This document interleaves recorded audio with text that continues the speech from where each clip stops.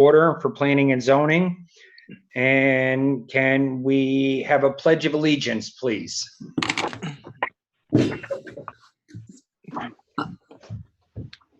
I pledge allegiance to the flag of the United States of America, to the republic for which it stands, one nation, under God, indivisible, with liberty and justice for all. Thank you. And can I have a roll call, please? Ken Nelson, Here. Linda DeGray, Here. Charles Ladd, Here, Mary Scott, Virginia Higley, Francis Alimo, John Petronella, Here. Dwayne Thorogood, Vinnie Grillo. here. He said here, Rich. Yes, thank you. Yep. And Rich Suzak is here. Okay. I'm not going to seat the alternates at this time. Mr. Alimo normally shows up a little late, so we'll go to capital improvement budget presentation. No. Hello, I'm Mike Slozak. I'm the business manager at Public Works, and I've been asked to present the capital budget. It is a very spare budget this year because of the council is very adamant about keeping the tax rate stable, so it's been limited. Our total budget for on the general fund side for capital is $2,931,000 less LoCIP contribution. That brings it down to 2.607 million. Now, the items that were included are the vehicle replacement plan. The only thing we have on the vehicle replacement plan this year is the remounting of an ambulance. We'll be taking it off the current chassis, putting it on a new chassis. The cost of that is $195,000. In addition, the town manager is elected to create an ambulance sinking fund, which will be used for future replacements of ambulances in the amount of $318,000. Now, that I understand has been funded because we are no longer paying the water companies for fire protection. That has been taken out of the budget this year. I'm not sure what how that's working at that level. That doesn't really directly affect us, so I don't know a lot about that, but I know the money has been freed up in the amount of $318,000. Another $318,000 you'll see down is for the creation of a public safety complex sinking fund, which I'll address later. Do you have any questions on the vehicle replacement plan?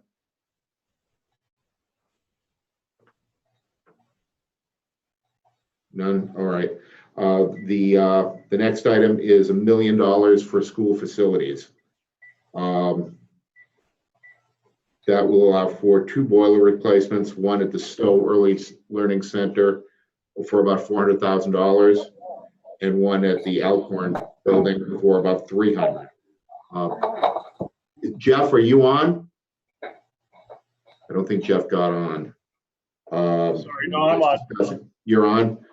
Jeff indicated that these boilers are both about 50 years old and are in dire need of replacement. Yes, the boilers at the school facilities are in the era of the 70s, and they're coming due for replacement. And the money that we're allocating towards Stowe for the replacement of both boilers are pretty important. We have a lot of young children that attend that facility, and we would like to make sure that we can ensure the building is properly heated. And I believe we also earmarked $300,000 for Stowe Early Learning Center for a new children's bathroom. With the creation of the Eagle Academy, Head Start has moved over into that building, and we'd like to see if we can increase the amount of facilities for the kids and the faculty that use that site.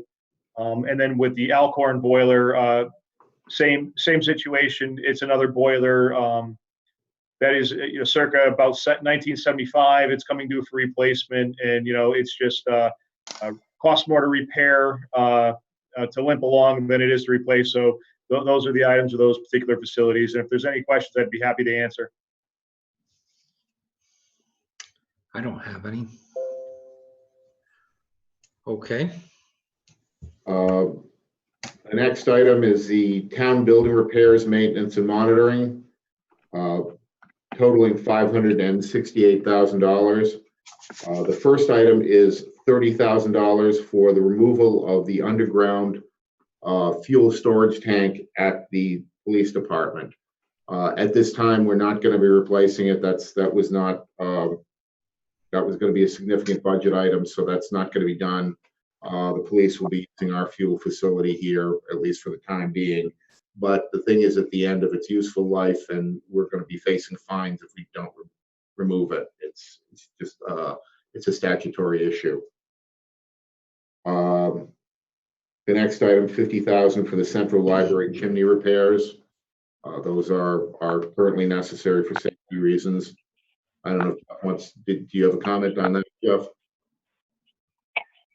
No, just it's some capital money for improvements on flashing and repointing of the chimney that's there now.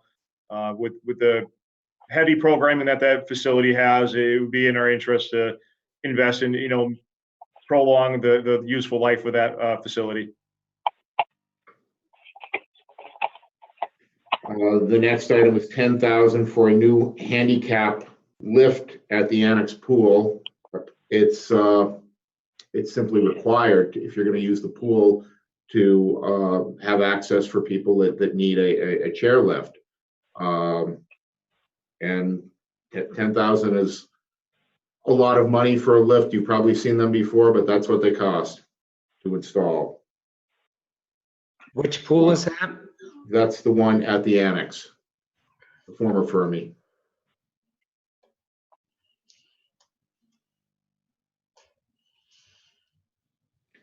The next item is $50,000 for senior center roof repairs. And then on to $110 for architectural and engineering costs. This is an item we fund every year, and we use the money every year. Every little project we have usually requires some sort of professional engineering. We have on-call engineers, and this is what funds them. And finally, as I mentioned, there is a sinking fund that has been created from the fire protection money that we're no longer paying to the water companies. Those are simply funds we used to pay for having pipes in the ground to the hydrants. And that's $318,000. Any questions on any of these items? No, I don't see any. I'm glad to see the council is reinvesting in the community. Times are tough right now. I understand it, but I do want to give kudos to Enfield EMS. I drove by today and I saw one of them out there, polishing the ambulance. And it's so nice to see that they have pride in the investments that the residents of Enfield make. And I think we have a great EMS and they do a wonderful job maintaining the equipment. And I have no problem with them getting new trucks. They need it. God forbid it breaks down with one of us in it. If I may say, our fleet department also takes great pride in our vehicles and works hard to keep them in good condition. Absolutely. Absolutely. So, any questions from commissioners, staff? Okay. We're all set then. The next item is the freshwater pond training wall. The training wall is not the dam itself. It's the walls on the side that channel the water to the dam. The one on the right-hand side looking from the water is in really bad shape. There there are holes in there that you could climb it. Well, I couldn't climb into it, but probably some of you could. And it's really starting to deteriorate. It's been put on the fast track, and unfortunately, that's the cost to repair it at this time.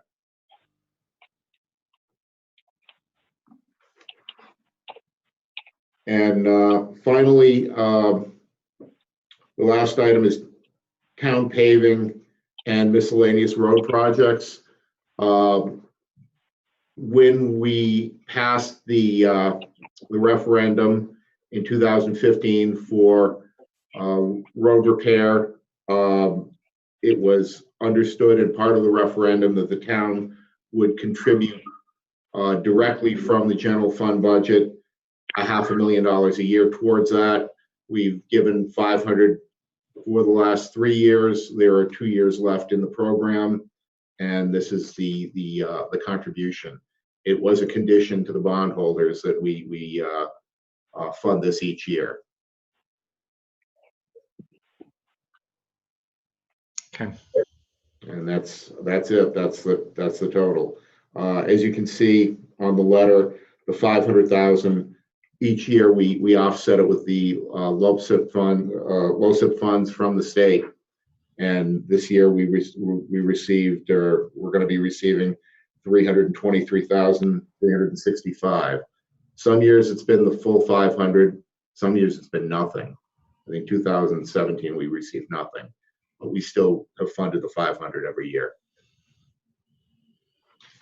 And that's it for the general fund costs. Now, you should have a second letter for the water pollution control capital fund. This is a pretty spare one. All of this stuff is things that you've seen in the past that are funded on a yearly basis.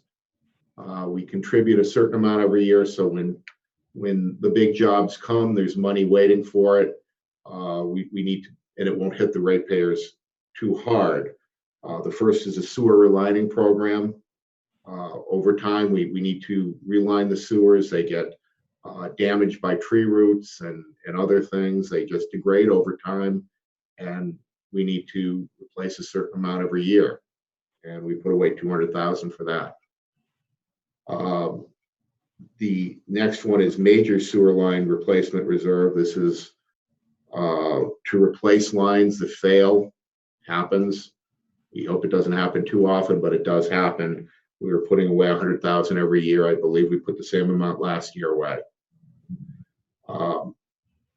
Pump station upgrades, equipment and engineering, 550,000. We've spent a lot of money in upgrading the plant itself, but all of those pump stations need to be upgraded over time, and we're squirreling away quite a bit of money each year to replace those as they are needed. Most of them are as old as the system is. Manhole frames and covers, $10,000. Again, that's a recurring item. We buy them about that many every year, and this is budgeted to replace them. Vegetation management. Jeff, I don't think we've been doing this as much as we'd like to, so we're trying to increase this, keeping the vegetation down on the sewer lines so that we can access them. Not all of them run under the road. Some of them run through the woods, and if there's vegetation there, we can't get to them to fix them. And finally, the collection system in advance of roads work, 200,000. What we try and do is when we're replacing a street, we do any necessary repairs under the road, so it doesn't have to be dug up for at least 5 years afterwards. And when we plan the road work, we plan to have the sewers repaired as necessary, and we put away a couple $100,000 a year for that. Now, you can see there's nothing but these recurring things. We're not buying any big pieces of equipment. You don't see any trucks on here. You don't see any, exceptional expenses. These are just the things we put away every year. Any questions about these? I have one. I was on Maple Avenue today and the road's all dug up. Are we replacing the sewer main on that street? I don't know that, but I can, Maple Street. Maple Ave. Well, I don't know if we're gonna be replacing it, but we do any necessary repairs. Well, and the main reason I'm asking is I know that there was big concerns, you know, back when all that was built, all the downspouts went into the sewer system and the town was trying to eliminate that to lighten the load on the sewer plant. Separating the storm sewer, Yeah. is the storm sewer being separated? Well, the downspouts, are they checking to make sure that all the houses, their rain leaders are disconnected? I don't know that. Jeff, do you know anything about that? I don't have the exact on that, but we can come back with a clear. Certainly can. I've written it down. We can talk. I'll talk with Mike Fanoa, the plant manager, and see what exactly is being done there, if we're doing anything with the sewer lines. And I'll talk with John Kabiba, the town engineer, and see if he knows if anything is being done. Okay. And, Thank you. can I have your email address, and I will email you when I get the information. Okay. Do you have it? Oh, it's UKENOWN At Gmail. You can own? Yep. Okay. And I'll get that information to you, and you can distribute it to your members. Okay. Thank you. Thank you. Any other questions from your members, or? Everybody? No, doesn't look like it. And we don't need to move on this, correct, Jen or Lori? I think that you might, I'm not sure how it's been done in the past, but you might just make a recommendation to the town council to accept the proposal. Okay. Rich, you want to make a recommendation, please? Ken, Commissioner Alamo, can you hear me? Yes. Okay, because I don't see the button to put up my hand. I have a question. Go ahead, Commissioner Limo. When you guys do the road projects, the resurfacing, do you invite other utilities to come in to do any upgrades at their expense, seeing the roads are dug up? And if there's neighborhoods that don't have natural gas service, would you let the gas company know that you're going to be digging up the roads so they can come in and provide a service to the residents? I don't know that. I could ask the town engineer what we do in that event. Yeah, I would be interested in that because, you know, large expenses for these utilities is to resurface the road and get it back to specification. So if you're in there and doing the road completely over, not a particular service for a neighborhood, maybe you could invite that utility in. Okay. Let me find out. We're just trying to avoid a post office road because it was like less than a month after that road was completed, they dug it up. Yeah, we try and limit that. And people that want to install laterals, we encourage them to do it before the roads are done. I know that there's some period of time afterwards where we don't allow it, but I don't know the specifics here. I'm the business guy. They dispatch me on that, so I don't get in too deep into the engineering. Okay. Thank you, sir. Anybody else? Rich? Mr. Chair, I'll make a motion that we recommend the acceptance of the capital improvements budget as presented today on May 14th. Second, Linda. Motion's made and seconded. All in favor by roll call, please. Ken Nelson, 4. Linda DeGray, 4, Charles Ladd, His mic's off. he's 4. Virginia Higley, I think she's 4. Francis Alimo, Yeah, 4. John Petronella, 4, Vinnie Grillo, 4. and Richard Suzak is 4. Okay, all in favor, none against. Thank you for the presentation and good luck. Thank you. Thank you. Thank you for your time. Okay, next we have the report of the zoning enforcement officer.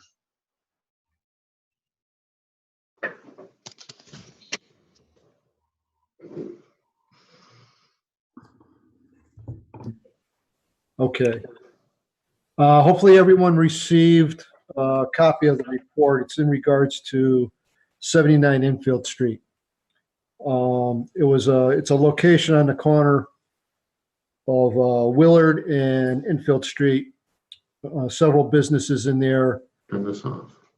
In October, a environmental company That was all right. moved in, and they're actually recycling rubber, plastic materials.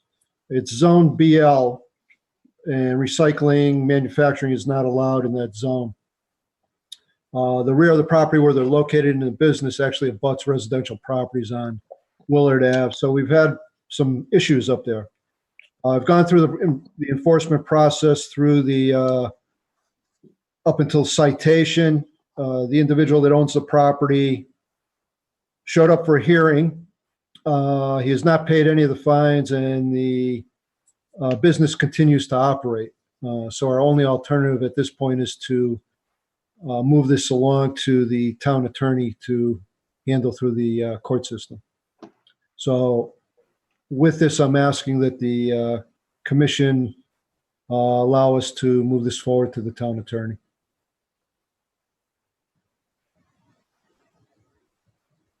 Commissioners, any questions? Sounds like a plan. So we have had residents come to us complaining about their lack of maintaining this space, and it's affecting the surrounding neighborhood. And that's probably one of the reasons that it's not permitted in that area. And obviously nothing's changed. So as much as I'm pro-business, I have to support your decision, Rick, and I'm for going forward. So unless some of the other commissioners have questions. I have a question. Commissioner Alimo. Yes, the owner, this Lewis, doesn't he own the old Friendlies where it was converted to a bar? He Well- does. That's Owns that actually, buil- I'm sorry. He owns that property as well, doesn't he? He does. That's actually in foreclosure by the same bank company too. It's just that with the health situation that's going on, the banks have, or not the banks, the courts have extended foreclosures on different properties. So both properties are in foreclosure at the time. I remember when he came through the process, I think the town was very accommodating to him when he wanted to convert that into a restaurant. Also, I believe he is, he owns a lot of real estate and is a pretty wealthy person from what I understand. We need to stick to this particular property, Commissioner Alimo. Okay. Just the foreclosures issues have me puzzled. That's all. I just didn't ever think that this person would go into foreclosure. I'm just very surprised and that he's not cooperating and to hear this. Thank you.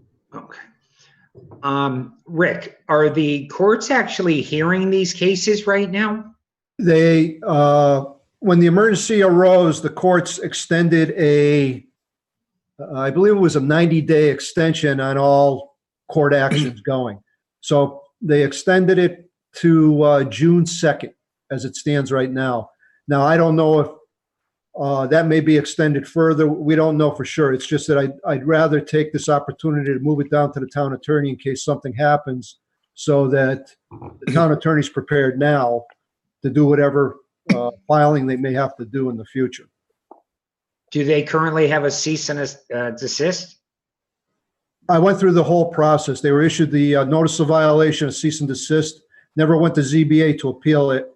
A citation was issued. He showed up for the hearing and he was fined, but he never paid any fines and he continues to operate the business. the fine, does the fine go against the building or the owner? The fine goes against the property owner. The proper, so if he's in foreclosure on this particular property, when he loses the building, he's still responsible for the fines? The only way that'll happen is if the court does it, if the town attorney does it through the court. The system for zoning enforcement doesn't allow for something like a lien under property maintenance to be put onto the property. So the only way a lien can be put on is if they go to the court and do it administratively through the court. Right, because you've got somebody here who's collecting rents and not following the rules, not maintaining the building. Summer's coming. I can only imagine what it's going to look like and what the neighbors are going to have to deal with. And, you know, I don't, there's got to be more teeth to what you're doing to try to enforce. I mean, there's another property in Enfield that's been notified, I don't know how many times after receiving a cease and assist, and they were working the property today. So, I mean, at what point, I mean, what's wrong is wrong. And that particular one is a severe safety issue. So, I mean, at what point can you get, you know, the police involved or something like that? The only alternative is to go through the town with civil action towards the property owner. That's the only avenue that we have at this point in time. What about if life and safety is at risk? Depending on the situation, if the police will look at it, they would do so, I would imagine. Okay. All right, that's all I have. Anybody else? Yes, so are you gonna do, oh, I'm sorry. I don't have the button for the hand up. raising it. Linda had her hand up. Linda? Okay, I'm sorry. I don't know why it's not. Okay, just a quick question is, obviously, this is a tenant. Why can't they do a CAPA notice on this tenant and then move him out of the building? Because the courts are hearing if somebody's violating a lease or doing something detrimental to a property or to a neighborhood, they are hearing those cases. So, I mean, he's a tenant of this building. So why can't we do something that way, or the owner of the building do something that way? Of course, he's getting rent, so he doesn't want to, but I'm just talking out loud here. Okay. I mean, there is another avenue. I know the state of Connecticut, it's very difficult to get anything out of a tenant. They go after the owners of the property. And in this particular case, the owner of the property, you said it, he's just collecting his rents. He's losing the building. So he's trying to make as much cash off of it as he can. So I think Rick has the right approach by turning it over to the town attorney, if that's all we can do, and move forward that way. Commissioner Alaimo. Yeah, so which process are you going to use? The civil process where we can attach and lien and go for deficiencies in the end if we're successful? The town attorney has the ability to get an injunction, and through the injunction, they have a process for a lien on the property. But it has to be done through the court system. Right, and so on the Enfield Street property, again, my concern is that there's not an empty bucket there. So I think we should take the process where if there's the deficiencies or we can lien, I think we should do that. The building. The building. And well, the owner would be. Well, the owner, if the owner's losing the properties, he's heading down a separate road that we're not going to collect anything. So liening the building, whoever acquires the building in the foreclosure is still responsible for those liens. Gotcha. All set, Commissioner Alaimo? Yes. Yep. Thank you. Anybody else?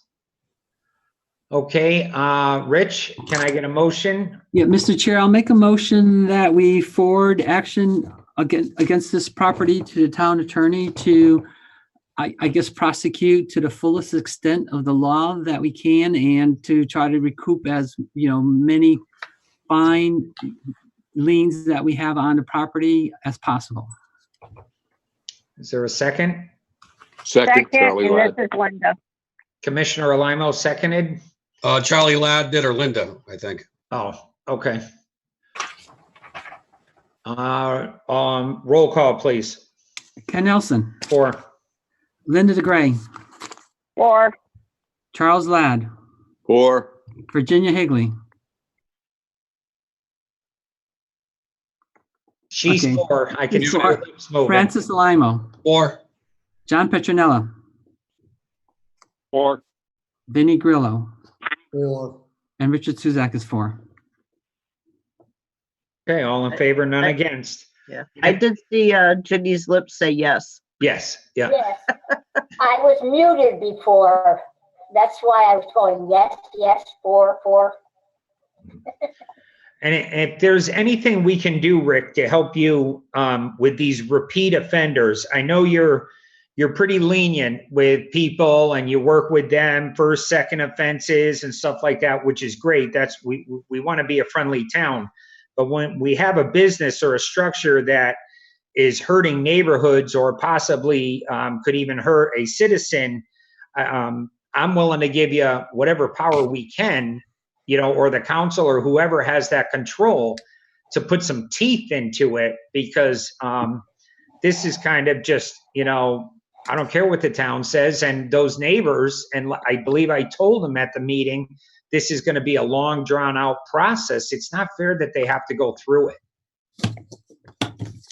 Yeah, it's been a lot on them between the noise and the issue of the tractor trailer trucks. They're every day moving in and out. It's been a real serious issue with them. Well, and the trash, they were talking about how they don't cover the dumpsters or anything, and all the trash is blowing down the street. It's just not right. So if you come across something in any legislative laws or anything, let us know, please. And, we'll try to add it to the regulations. Okay. Hey, Ken, I know we voted, but I was just wondering if the health department was ever copied on that. When you said trash, kind of maybe look that up. The health department, actually, I contacted Deep because I'm not sure if all of you members received the copies with the photographs. Yes. Okay, so you'll see some large plastic containers. Those containers contained, they were empty, but at one point they contained chemicals. Oh, great. So I did see the pictures on the computer. Thank you for those. So what they did, they were washing a couple of them out in the parking lot. I didn't find out the day that they did it. I found out the next day. So I contacted Deep. Deep did go up there and spoke to him, went into the building. So they have a case on it, but other than that, no further action as far as I know. Well, I think that's better. That's good because they're pretty sharp teeth if you get them involved. Okay. Anything else, Rick? No, that's it, unless you have something else that you want to bring to my attention. Are you staying for the meeting? Yeah, I'm going to stay for the restaurants. Okay, because there's also something else on the agenda that I think I'm going to need you for. Okay. All right, thank you. Okay, moving on. Approval of minutes for April 23rd, 2020, regular meeting. Mr. Chair, I'll make a motion that we approve the draft minutes for April 23rd, 2020. Any questions or corrections? I second that motion. This is Linda. Okay, seeing none, can I get a roll call? Ken Nelson, 4. Linda DeGray, 4, Charles Ladd, 4, Virginia Higley, 4, Francis Alamo, 4. John Petronella, 4. Vinnie Grillo, 4. and Richard Suzak is 4. All in favor? None against. Do we have any bond releases this evening? No bond releases. But Mr. Chair, I just wanted to point out that none of the alternates are seated. Okay, I think there's 6 regular members right here right now, but I just wanted to bring that to your attention. okay. Thank you. If we could get a list of what bonds we've been holding for a period of time that are, in question that maybe the town is holding back on to bring all the commissioners up to date on where we stand? We can certainly try. As far as I know, and Rick might know more, but they're filed in the finance department, and it's not an electronic file. It's a sort of a card system. So we can take a look and see if it's something we can create a list of, or maybe have one of our administrative assistants or something help us out with that. Right, because I just know, and I think it was probably over a year ago, maybe even longer, Connecticut Mulch was having some issues with some trees or something like that. Was that ever resolved? No. No, it wasn't. No, it wasn't. At the individual that was handled it after I did left employment here also, and so there's been a separation in time as to rectifying the situation. And actually, as we speak now, where some of the trees were supposed to be replaced is a large pile of millings on that property. Okay. So I'm in the process of typing up a violation for the special use permit that was originally issued. He was never authorized to have millings on that property. Is that for the entrance going into the property? If you saw the pile, it runs from probably 100 feet from the end of the driveway or the road. It runs all the way back to the end of the property. Okay. There's more 'Cause I millings there than he would ever need. Right, because I know some commissioners had issues with them tracking mud down Mullen Road. And I'm wondering if he's taken it upon himself to try to correct that situation. Now, I don't think with the amount of millings that are there that's the situation. Okay, but it's issues like that I think the commission should know what's going on. You know, if we've had a bond being held for 5 years, they haven't rectified the situation. At what point does the bond get called? Well, If there are any, I don't even know if there are any. I have a spreadsheet that has the bonds that I try to add up. I add to them now as bonds come in, and I clear the bonds off when we release a bond. Okay. There have been some bonds that have been there for an extended period of time. And it's usually up to the whoever was the project developer to request the release. But oftentimes, recently anyways, what they've been doing is they just allow the bond to lapse, and I'll get a letter from the bond company and the project's completed, and there actually isn't actually need for the bond anymore. Okay.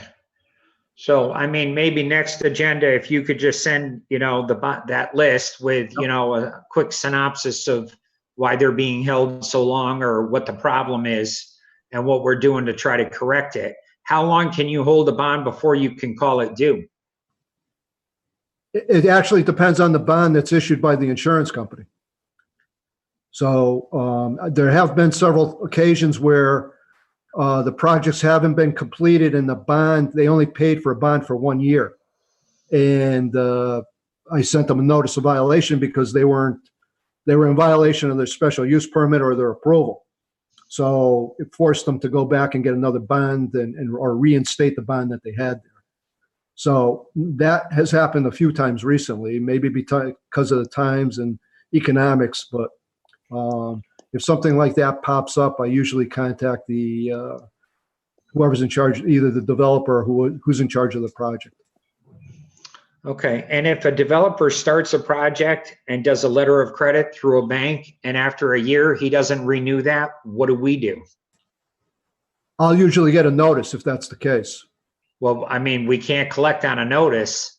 No, I'll get the notice, and then we either have to say that they're in violation of whatever approval they had and go that route.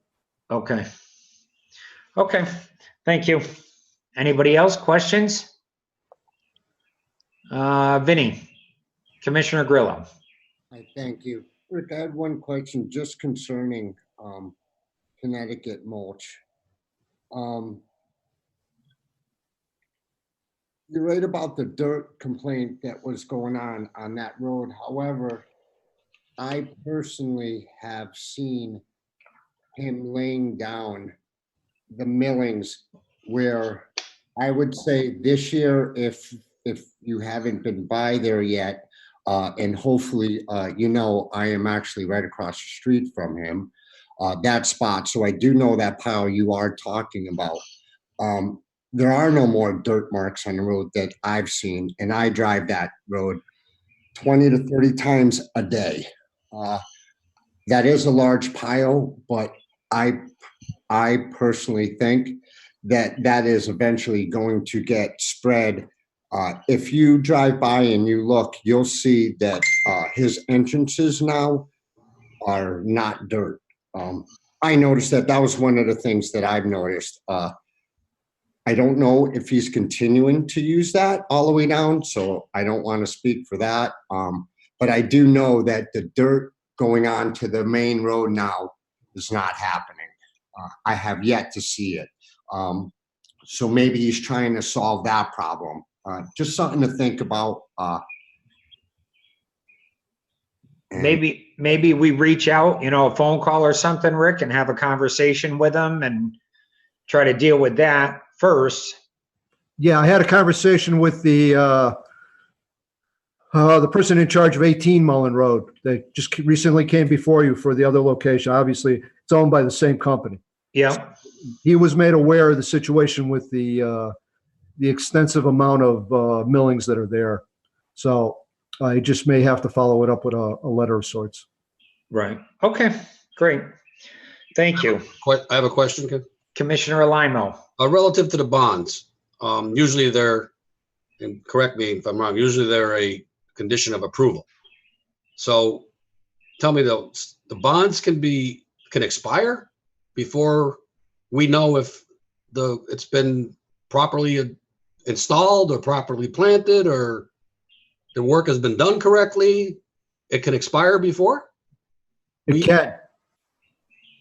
So what do we need to do to avoid that? In the conditions, do we ask a bond to be alive, for lack of a better word, for some kind of duration or for a certain time after the CO is issued? That's kind of a pickle we can get ourselves into. Well, the bonds themselves, if a project, you give them 5 years to complete the project. If they complete the project in 1 year, obviously after that 1 year, they can either ask for that bond to be released or they just don't renew it. Depending on the project, you'll have people that will get a bond and continuously update it, or they'll buy the bond for the number of years that they believe is going to take them to finish the project. So it doesn't happen all the time, but they do buy bonds 1 year at a time or they'll have to renew them. So if we're giving them 5 years to complete the project, why don't we get a bond that mirrors that? Just saying. I mean, if they have 5 years approval, that's most people want to finish up the project as soon as possible. Right, but my concern is this expiration of bonds before the work is done. So that means a CO was issued or wasn't issued, or? No, the CO wouldn't be issued if that was the case. Right. So are you always able to get that bond renewed? Every time that it's occurred where a bond, I've gotten a notice that they have renewed the bond. Okay. All right. Just, I didn't understand correctly, but I didn't think that could happen during a project, during the length of a project. I didn't think a bond could expire. It's occurred 3 times within the past, maybe year and a half. Wow. Mr. Chairman? Thank you. Thank you, Mr. Chairman. Raising my hand, Lori Whitten. Hi. Hi. I don't believe that we really take letters of credit anymore, and I think it's the expense of having the bonds. So they renew them every year. When they are anticipated to expire, the bond company usually calls our department, asks if the project is still running, and we say yes or no, and then they extend it. So it's probably been a problem in the past more than it will be, current and future. So Did you just say we don't take letter of credit? I don't believe we do. We did. I know we did. When we built Bellawood, Cherrywood Estates, that was done under a letter of credit. We've Right. got to I work don't with think we these. do anymore. What's that? I don't believe we do anymore. That a lot of towns took letter of credit a long time ago and stopped because they weren't secure. So Okay. we could double check everything regarding that, but also the other thing is that the town of Enfield is named a party on these, so they can't just cancel it without our permission. Okay. Okay, so that's the protection. Yes, part of it, yes. Okay. Commissioner Thank you. DeGray. Just a reminder, Mr. Chair, that that bond could have been released had the gentleman come in when we asked him to explain where he was going to place the trees. There was just a slight question on the number of trees he was replacing and where they were. All he had to do was show up at the next meeting, and he never did. So that's why we still have that bond. Well, that's why I want to try to resolve these issues. Let's work with the community and try to take care of some of these outstanding issues instead of just forgetting about them and holding these developers money. Either we keep it or they resolve the issue and we give it back to them.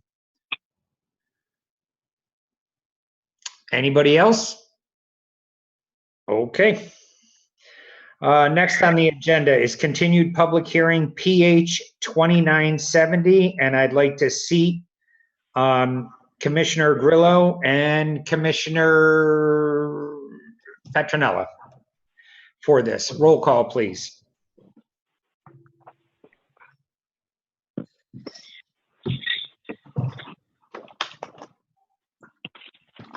Ken Nelson, Here. Linda DeGray, Here. Charles Ladd, Here. Virginia Higley, There. Francis Alimo, Here.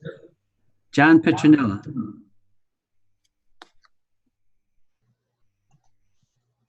Vinnie Grillo, Here. and Richard Suzak is here.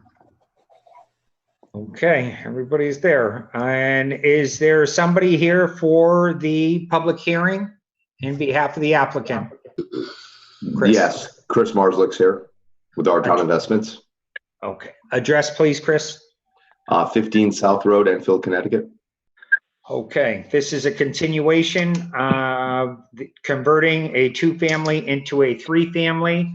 But there are two structures on the property, each consisting of 2 units each. I think we'll start with, who's handling this, Jen or Lori? That was me. That was you. Have we come up with any answers? So Chris reached out to the fire department and the building department, and they agreed that it was two families on the property and 2 separate buildings. We did, Lori and I did have a discussion regarding density, however. And I guess the way that I was looking at it was it's already more dense than the regulations allow. So under the special permit, I was thinking it would be an expansion of a non-conforming use on the property.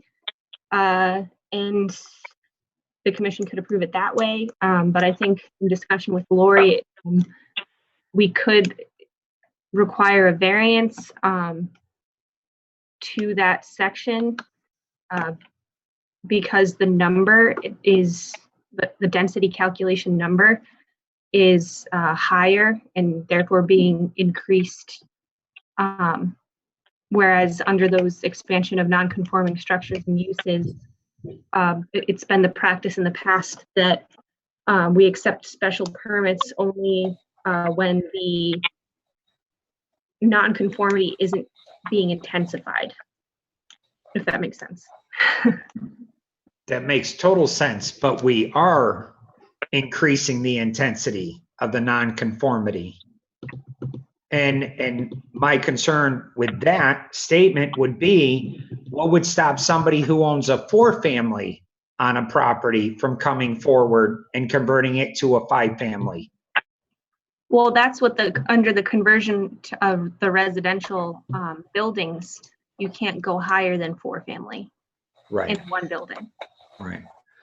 But isn't it per property in terms of, the thing is, it's non-conforming because it has 2 properties, and realistically, you look at the number of units, not necessarily the properties. Let's be blind of how many houses there are. They're not even allowed to have two residences on that property. So, it's one of those kind of things where, they're non-conforming, but all of a sudden they're getting, out of the realm of acceptability of being non-conforming. Okay, Chris, what'd you come up with? As Jen said, I did reach out to Jack Flanagan with the fire department and Ray with the building department, and both agree that they are separate entities, separate units, so to speak, separate houses. So it wouldn't be converting a 4-family to a 5-family. It would consider converting the 2-family to the 3-family, and that's where I ended with them. Both were in agreement that it would be treated as a 3-family residence and property. Right, but along with Commissioner Suzak, it would really be a 5-family property.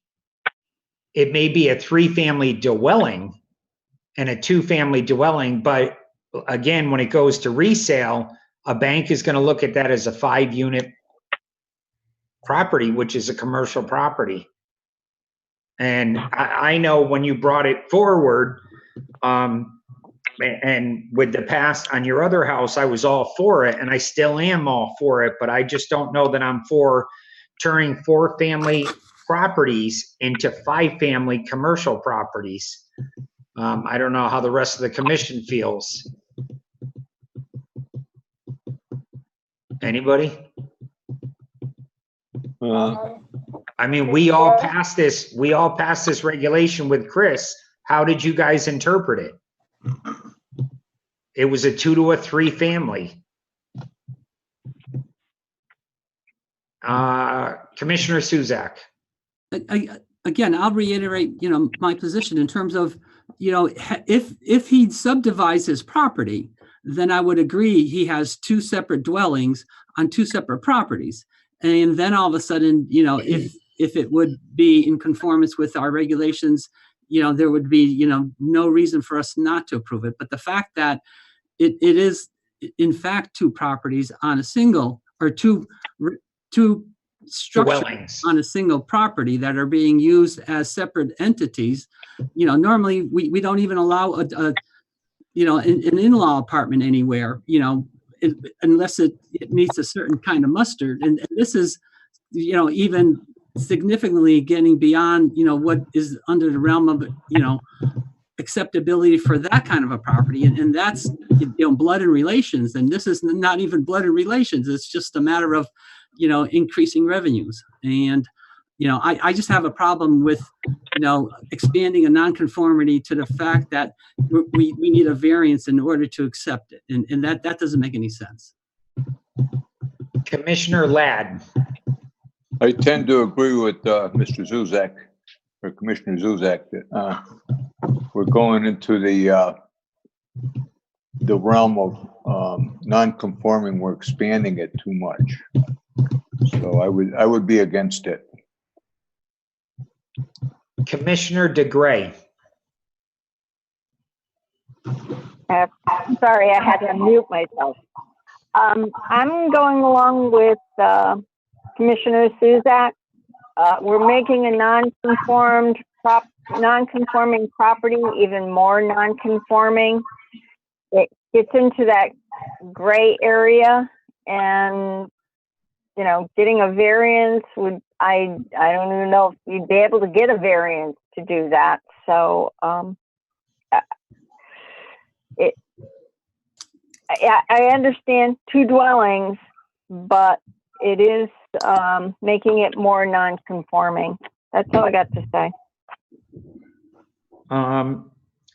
Chris, Commissioner Suzak brought up a good point. What are the chances that you could subdivide that property? Because I agree with what he said, and I'm for what you're trying to do. And if you subdivided the property, then it would be a two-family on one parcel, which would meet the regulation that you created. I have thought about it, and I guess I would need to have that conversation with Rick to make sure that both lots do conform to being individual lots, and that's what I'd have to dig into. So looking at the way the commission's, Linda, do you have another question? No, sorry, I forgot to put my hand down. Okay. Looking at the direction of the commission, I'm sensing it's not too favorable for this to pass tonight.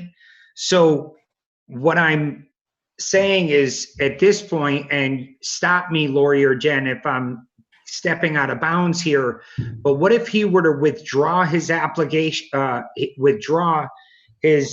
application for this, and then look into the subdivision? Because if we deny him, he can't come back for a certain period of time, correct? That is correct. You can, I mean, if the applicant wants to withdraw, he certainly can. Well, I just wanted to make sure I was okay saying this before I presented. So, I mean, if you're denied tonight, Chris, you can't come forward. I believe it's for 12 months. If that's an option, I will withdraw my application. You know, and this will give you a little time, hopefully, you know, and you can come right back in a month. I do understand where the council's coming from, and I will withdraw the application and evaluate the situation and see what we can do. Okay. How do we I proceed appreciate the from? time. So Chris, I'm going to send you a withdrawal form so we can put it in the file. But the commission would just have to accept the withdrawal. Okay, so do we just continue the? Without prejudice, yep. Sorry. We deny without prejudice? No. You accept the withdrawal without prejudice. Right, but I don't have that right now. So do we just continue the public hearing until the next meeting till we get that?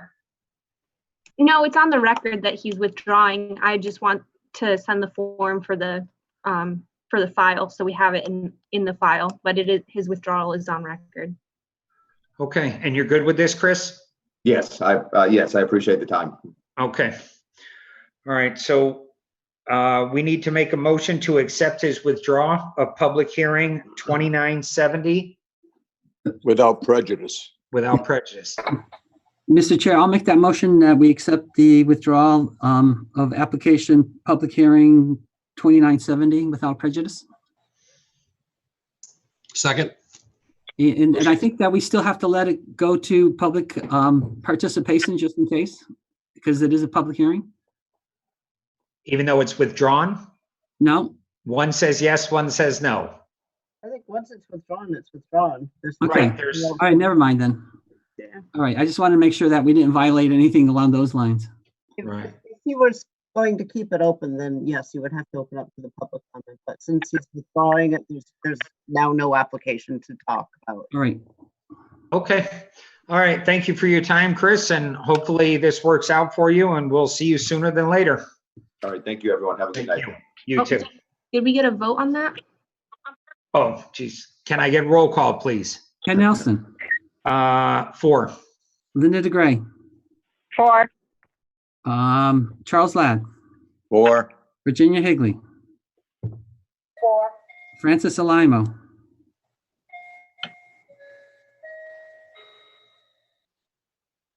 John Petronella.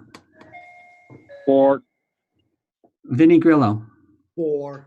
And Richard Suzak is 4. Frank Alimo's 4. Okay. All in favor, none against. Thank you. Thank you. Okay, next on the agenda is new public hearings. Public hearing 2974, 28 Maple Avenue. Is there anybody here to speak for the applicant? Yes, I'm here. Adam. Okay, roll call, please. Ken Nelson. Here. Linda DeGray. Here. Charles Ladd, Here. Virginia Higley, Here. Francis Alamo, Here. John Petronella, Here. Vinnie Grillo, Here. and Richard Sezak. Okay, all present. And the applicant, your name and address for the record, please. Adam Fiore, 24 Harvest Hill Road, West Simsbury, Connecticut. Okay. I see your car's moving down the road. I hope that child's in a car seat. Continue. What would you like to do?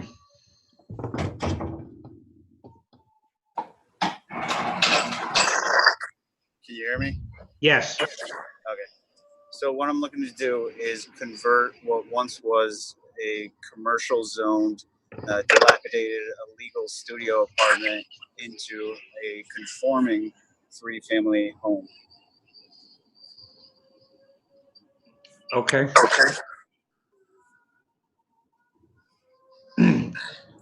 Did we have plans on this in the packet, Lori? We did. Yes, there were plans. Would you like me to put them on the screen? Please.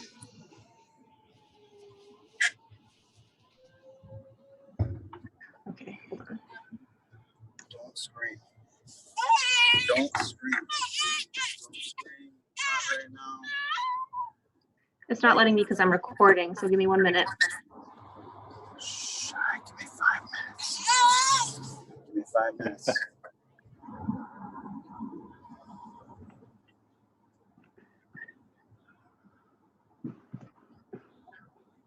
Ben, I can record. Yeah, well, I paused the recording. It still won't. The problem is that if you're recording, it doesn't let you minimize to see anything else on your screen. So. Okay. And I don't know how to get to it when I'm on the computer, if I can minimize. Excuse me. Ben, if you give me permission to record, I can record and then you can post. Okay. Actually, I think I have it up. I'm clicking through it right now.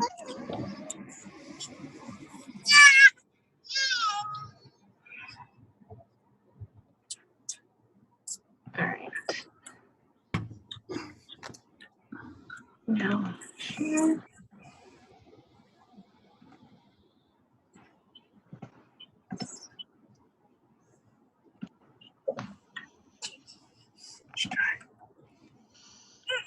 So here's the site plan. Now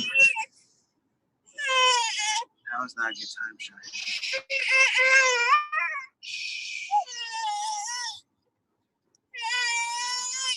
Ooh. I'm on mute.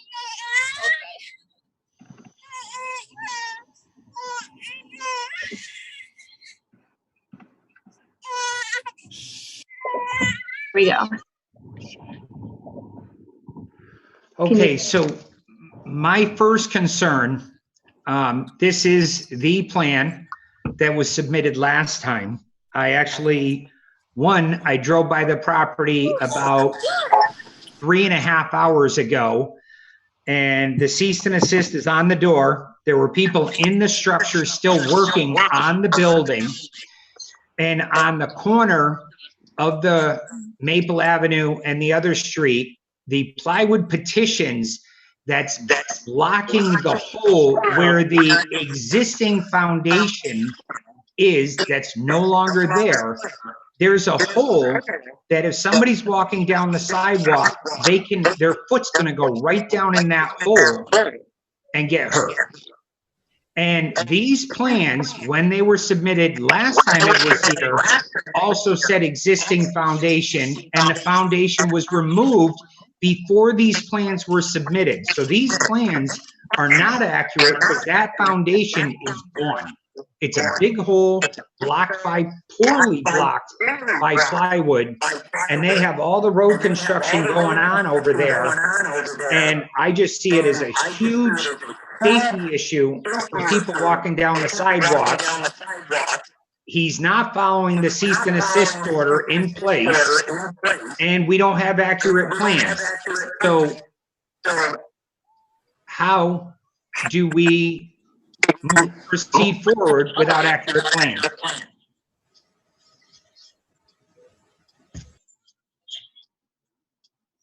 Would the applicant like to speak on that, or Lori, or, because I brought this to Lori's attention? Can you hear me? Yes.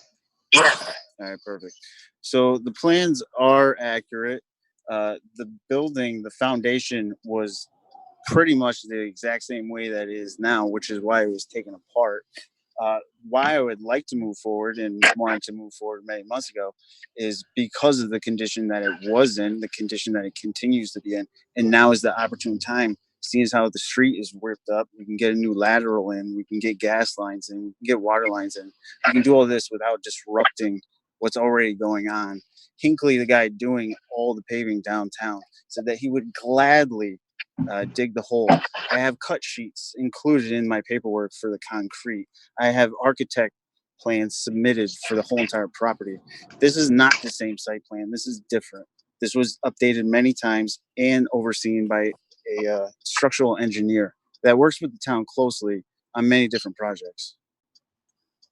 So, I mean, I hear what you're saying, but I also have an email from the building inspector saying, yes, this is shut down, but go ahead and continue. If you like, I can share it with you. But on the corner of the foundation, it says existing foundation. Correct? Let me pull it up real quick. Yeah. Okay. I see what you're talking about. Okay. Well, that existing foundation is no longer there. It was never really there to begin with. Now you can just see it because there's nothing sitting on top of it caving in from the inside. I saw you taking it out. Yeah. I saw the brick foundation that went up beyond the sidewalk, and I saw your crews taking that foundation out. So there was a foundation there, and your paperwork is saying the existing foundation, which is no longer there. You and I and every commissioner knows this was a non-conforming structure to begin with. So what I'm saying is, you know, shouldn't you say replacing the foundation or something instead of trying to mislead that foundation is still present, because it's not. Yeah, it's a completely new foundation for where it says existing. I think the I'm sorry, the site plan guy was just trying to show the original footprint and saying that that's the existing footprint. That's what's been there. That way it doesn't get confused with the proposed. The existing portion will all be brand new concrete, if that's what you're worried about. We're not trying to build anything on what was crumbling. We're trying to take it all out and start from scratch. If that answers your question. Okay,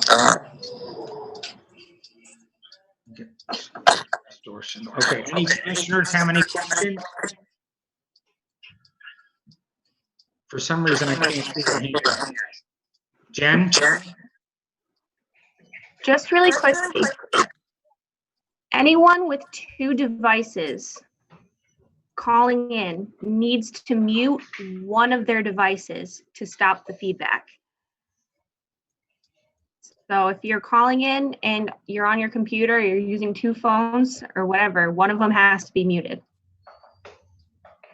Thank you, Jen. Yep. And if a commissioner would like to speak, you're going to have to speak up, because for some reason I can't see the screen showing your hands.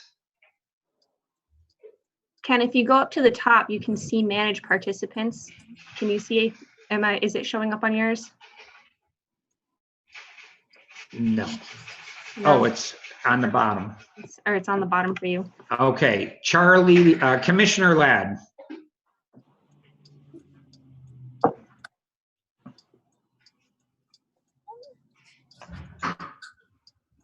Commissioner Ladd?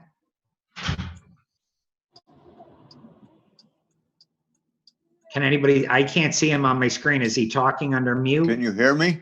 Now I can hear you, yes. Okay. On sheet 47, 48, and 49 of the that we got, which are the demo plans, the code plans, and the construction plans, there's a side address on there for 28 Maple Avenue, East Hartford, written there by the architect. I'm not sure whether that's it's probably just a goof up, but it should say the right address when it's going to be on the prints. Yeah, that would be helpful. Yeah, that must have just been a mistake. But all three of those sheets, it's on the wrong address. So it's a stamp on the side, not on his head. When he did it on the underneath where it describes what it is, it does say Enfield, but then the other one it says. Yeah. So if you can fix that, that would be a help. Yeah, we can fix that. My apologies. Any other questions before I open it up? None? Okay. Is there anybody who has signed on who would like to speak in favor or against this public hearing with questions and concerns?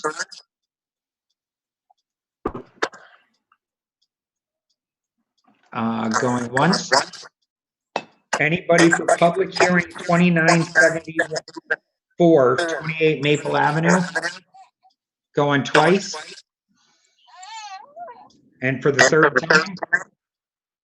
Anyone? Okay, Commissioner Suzak?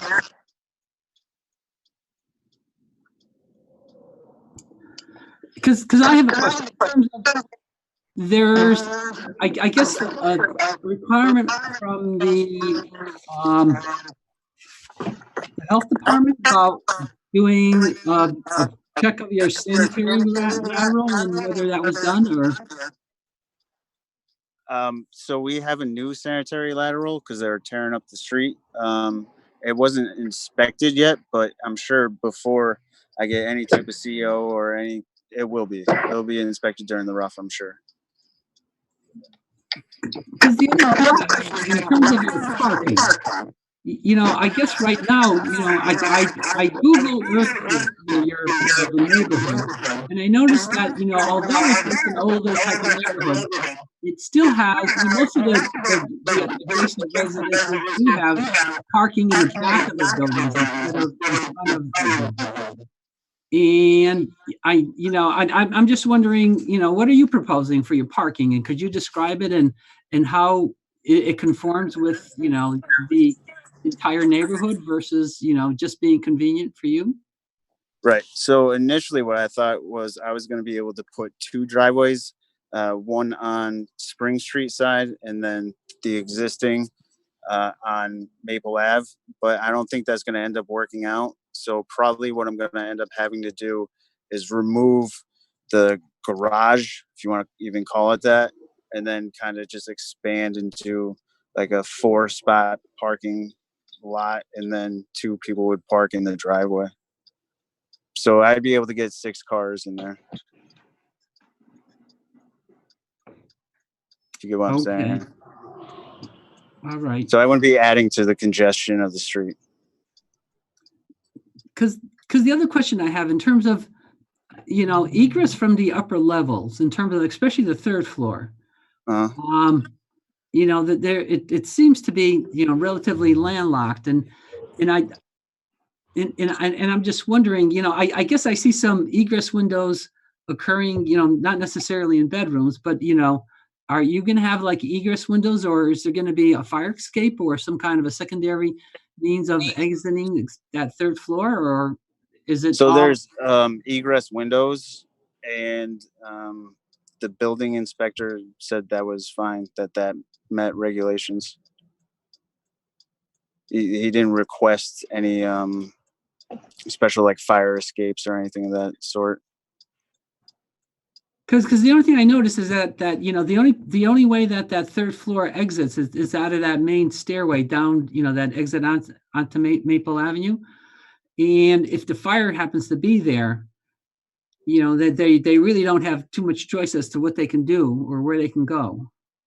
Well, there would be a roof from the 3rd floor, the master bedroom, the roof is actually going to end up tying into the addition, so they would actually be able to go onto the roof. Do you have an elevation of what this building looks like in terms of elevation? Because these plans are somewhat deceptive as to, how it all falls together. I gave you guys everything that I have. So I can pull up a Google Earth Street View if you want. I can stop, but I have to stop sharing for that at the moment. But if that's what the commission would like. I think that'd be helpful. If it's you're muted, Commissioner, Chairman, you're muted. I don't need it. I know the property. I understand Commissioner Suzak's concerns, and then another concern that he brought up about the parking. The current plan we're looking at is showing parking for 4 cars.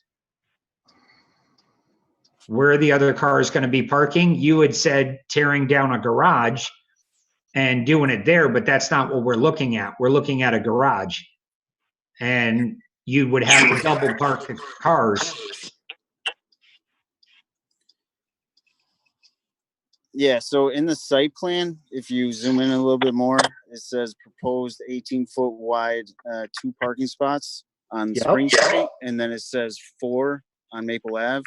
I was told like 2 days ago that was not going to work. So I'm going to have to revisit that. And so far, knocking down the garage is kind of my best idea. I'm open to suggestion if you would like to see something else. So you would basically create a 36-foot wide parking area behind the house. Essentially, yeah. So you'd be left with 5 feet maybe of grass? No, there'd be more than that, but not much more. It'd be about 30 feet. Yeah. Yeah. And then I know on several other hearings, the commission has brought up the plan of conservation and development. Lori, can you mute everybody on this? That's me. I can, but I'm sharing my screen right now. When is the host on? I don't have any powers.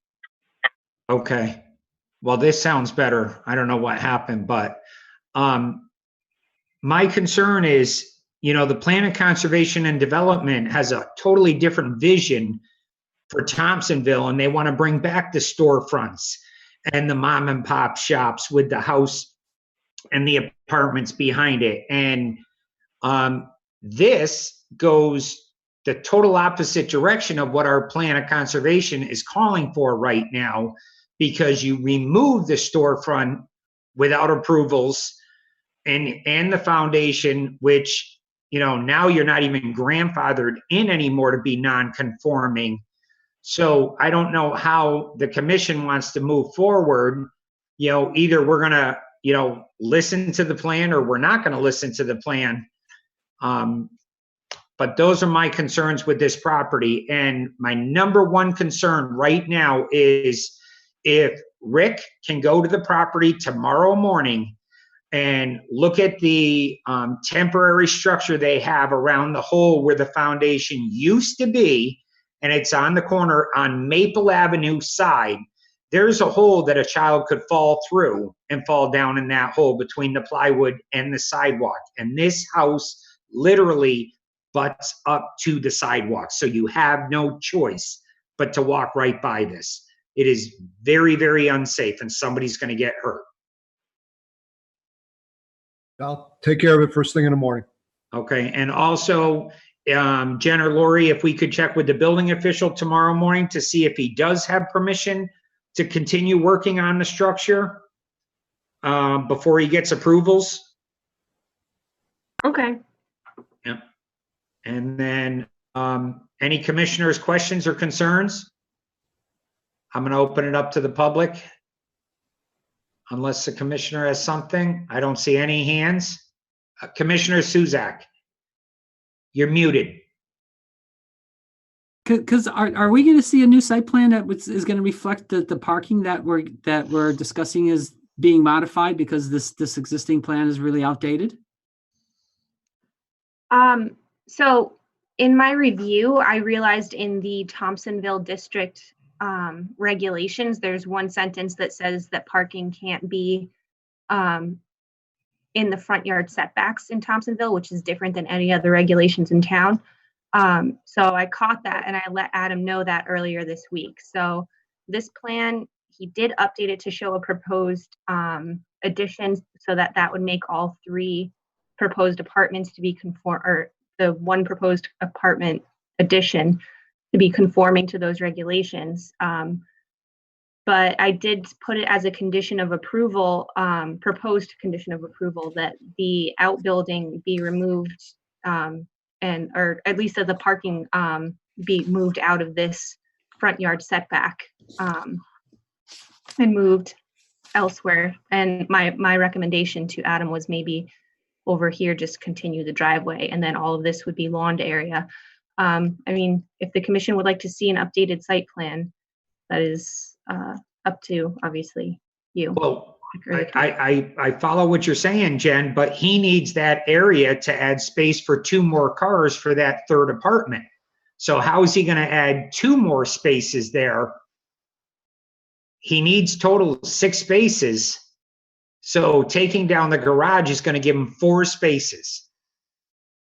No, it says that driveway already has the ability to fit 4 spots. So then I suggested putting 2 more over here to make it 6. So we're going to stack 3 cars deep.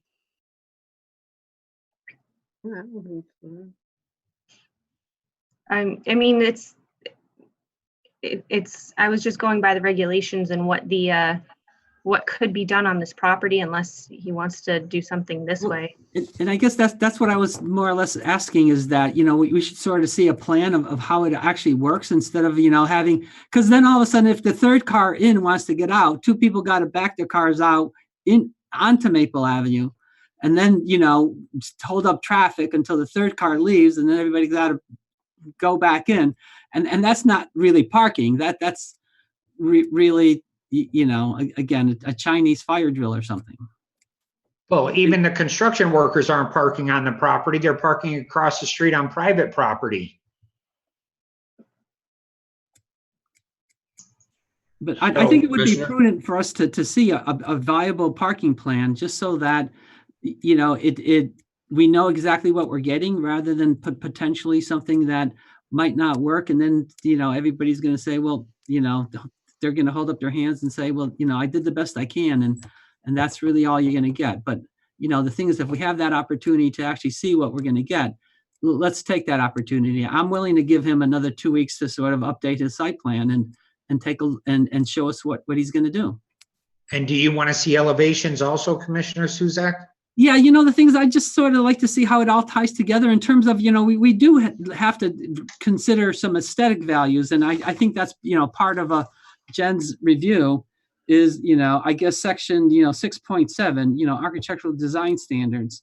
And it says that the commission will need to review and approve the proposed exterior modifications for compliance with the remodeling and rehabilitation standards. So, at that point, we can sort of see exactly how it's all going to fit together. All right. And what about addressing the plan of conservation? And again, I think that,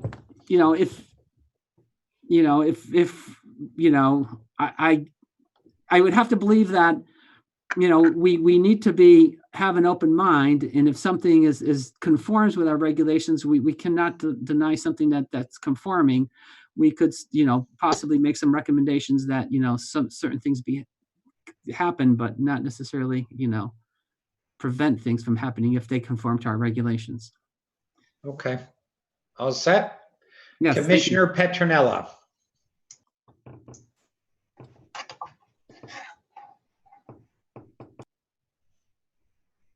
John Petronella?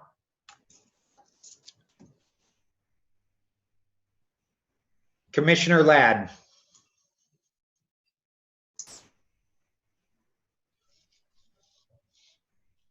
Was everyone, I muted I can't everyone. put my hand up, Chairman Nelson, so, Mr. Commissioner Lime, I can't put my hand up, so I do have a question. Put me in line, please.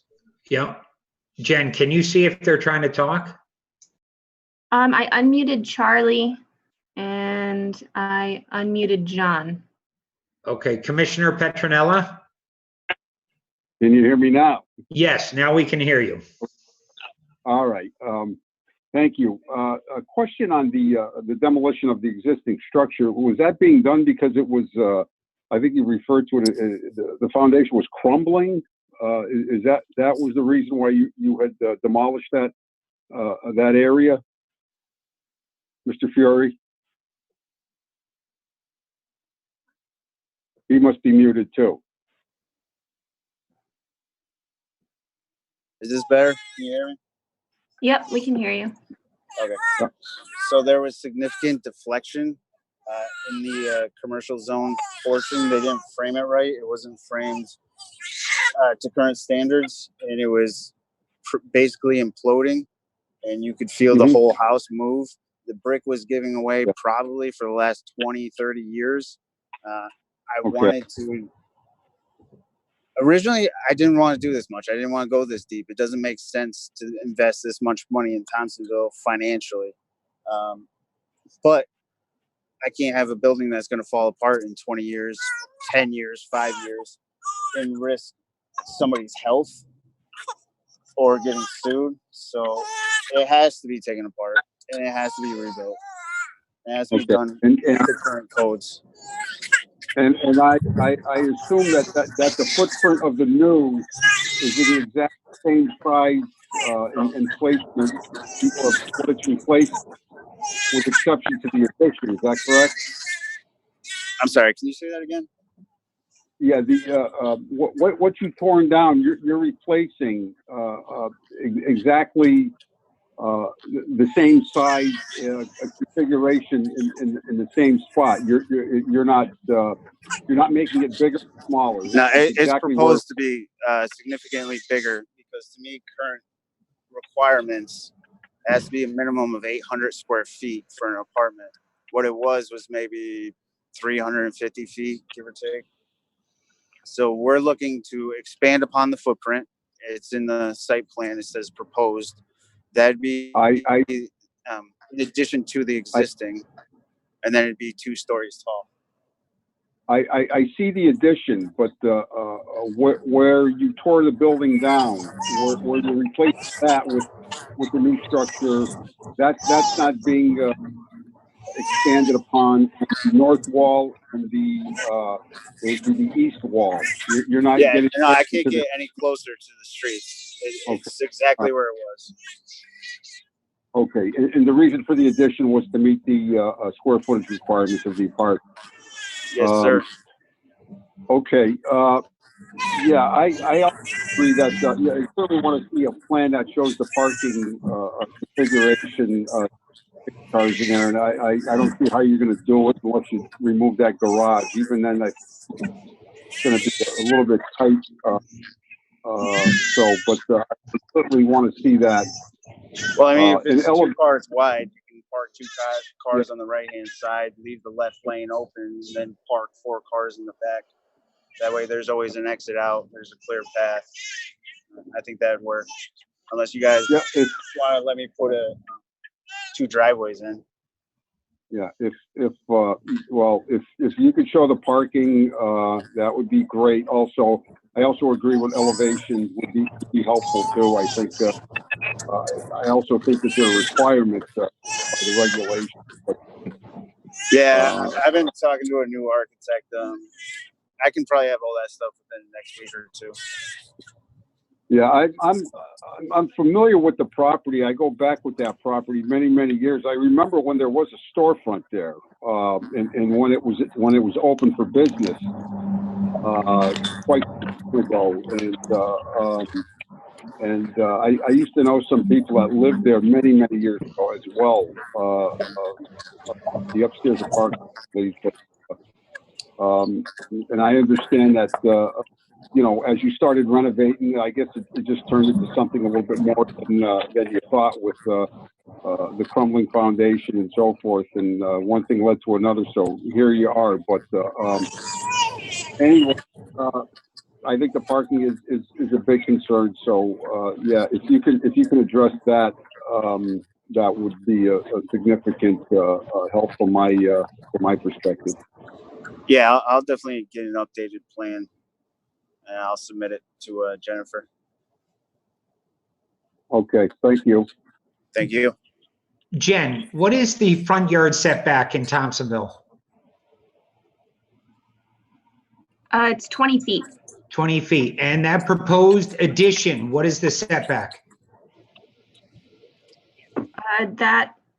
It's within the setback, but it falls under that expansion of a non-conforming structure where you can approve a special permit as long as it further violate that setback. So along here, you see 1 foot, and over here, it's still 1 foot, so it's all.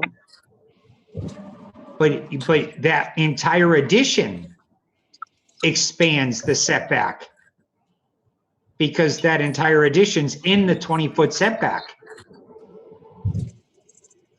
And then the existing foundation that was removed is no longer grandfathered because it wasn't removed, it crumbled. It fell apart. There's nothing there. I'm trying to make the area nicer. I'm trying to do it within your guidelines. I don't understand why you're so mad. I don't get why you're fighting with me. I'm just trying to make the town I grew up in nicer. But instead of tearing me down and fighting me, why don't you maybe give a suggestion and say, hey, instead of this is exactly what's wrong, maybe we can do this. Here's a solution. You keep wanting to make Thompsonville better, but you're fighting the only guy who's putting any money into it. What happened to my thing? So, Jen, do you interpret that addition as increasing the nonconformity?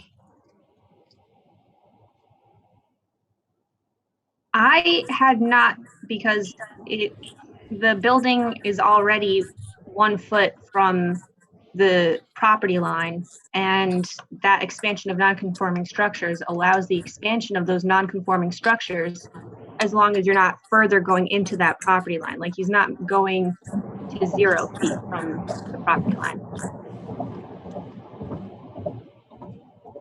Okay. Commissioner Ladd. Actually, it's been so long, I forgot what I was going to ask. Sorry. I tried to call on you earlier and you didn't answer. Oh, well, I was muted. Somebody muted me. Okay, if you think of it, just speak up. I'm going to open it back up to the public. Okay. Chairman Nelson, I had something. Commissioner Limo. Yes, I'm in agreement with Commissioner Suzak, Commissioner Petronella. I would like to see exactly what we're voting on and what we're looking at. So I think the applicant should come in with the correct plans, correct documents, so we can make decisions. I don't feel comfortable making a decision on something that I'm looking at that really isn't there. Thank you. Okay. Is there anybody out there who would like to speak in favor or against public hearing 2974 for the first time? Going for the second time, for or against 2974, questions, comments, or concerns? And for the third time. Okay, at this point, I think a motion to postpone to the next meeting. Is 2 weeks long enough, Chris, for you to get that together? Do you mean Adam?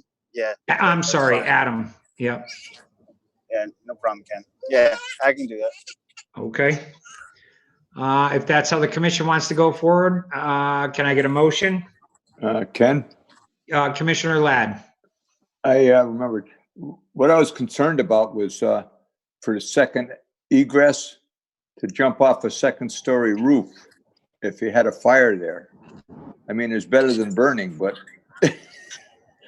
unless you're a little athletic, it's, you know, I couldn't do it. I think that's why Commissioner Suzak is asking for the elevations. So you'll actually see exactly what you're looking at when he tries to explain it to the commission. You may have to put a ladder there or something. I don't know. Right. Chairman Nelson, Yes, Commissioner Limo. on those issues, before he comes back or when he comes back, can we have comments from the fire department, from public safety on this file, on his application? What they think about it?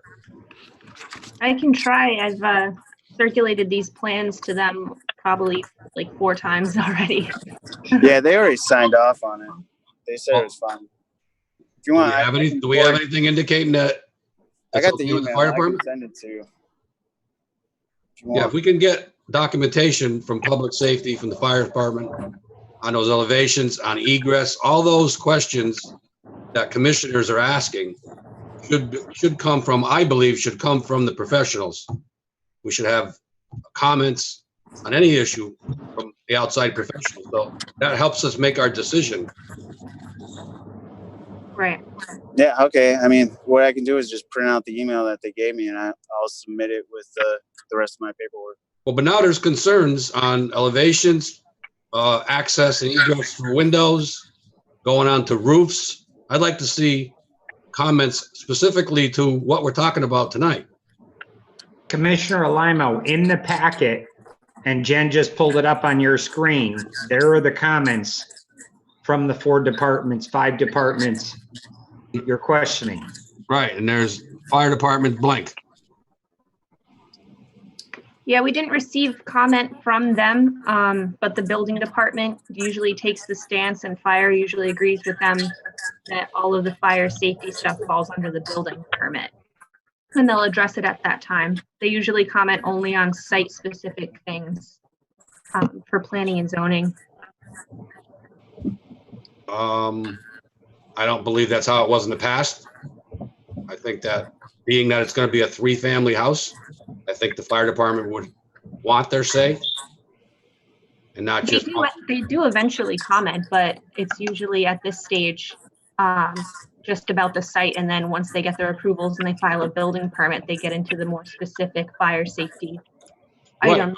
but then now, see, we were putting the cart before the horse. So he gets a permit and then the fire department comes in and says, well, that's not acceptable.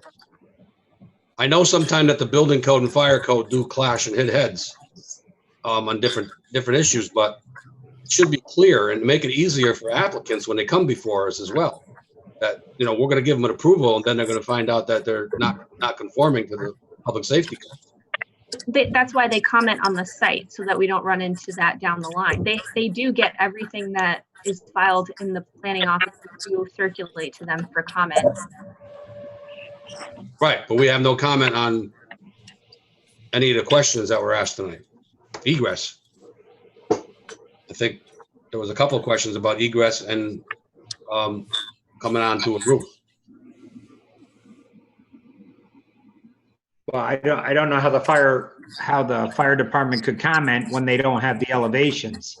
Well, that's what I'm saying. I think we need a complete packet application with comments. Right, and that's what Commissioner Suzak and Petronella have asked for. Thank you. Commissioner Petronella, your hand is up. Do you want to speak again? Yes, I do. Thank you. To expand upon the codes, I'm not sure that that's within our jurisdiction. I think that that's for the professionals to do so. But for the purposes of our review, it should not include code issues. That comes up when they apply for a building permit. They need our approval, then they go and apply for a building permit. It gets reviewed by the building department and the fire department.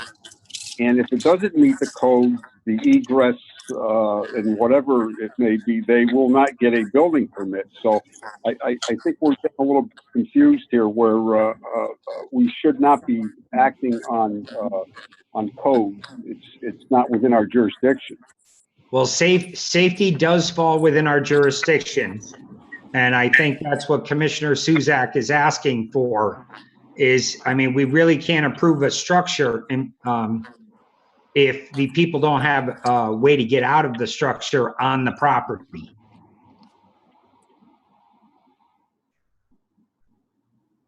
Well, in my experience, I mean, it's not for us to determine whether we need, or they need a sprinkler system or a fire alarm, and so forth. That's up to the professionals, meaning the building official, fire marshal, et cetera. I think we're getting a little bit overboard with what we're trying to approve here, or what we're asking them to approve. And again, the building and fire departments will not grant the permit unless they meet the building codes. And again, I'm not sure that it's within our purview to examine and look at the building codes for review on any application, let alone just this one. Commissioner Thank Nelson, Chairman Nelson, I agree with what John's saying, but in the past, I believe that we would have the comments from the professionals in the areas that you're talking about.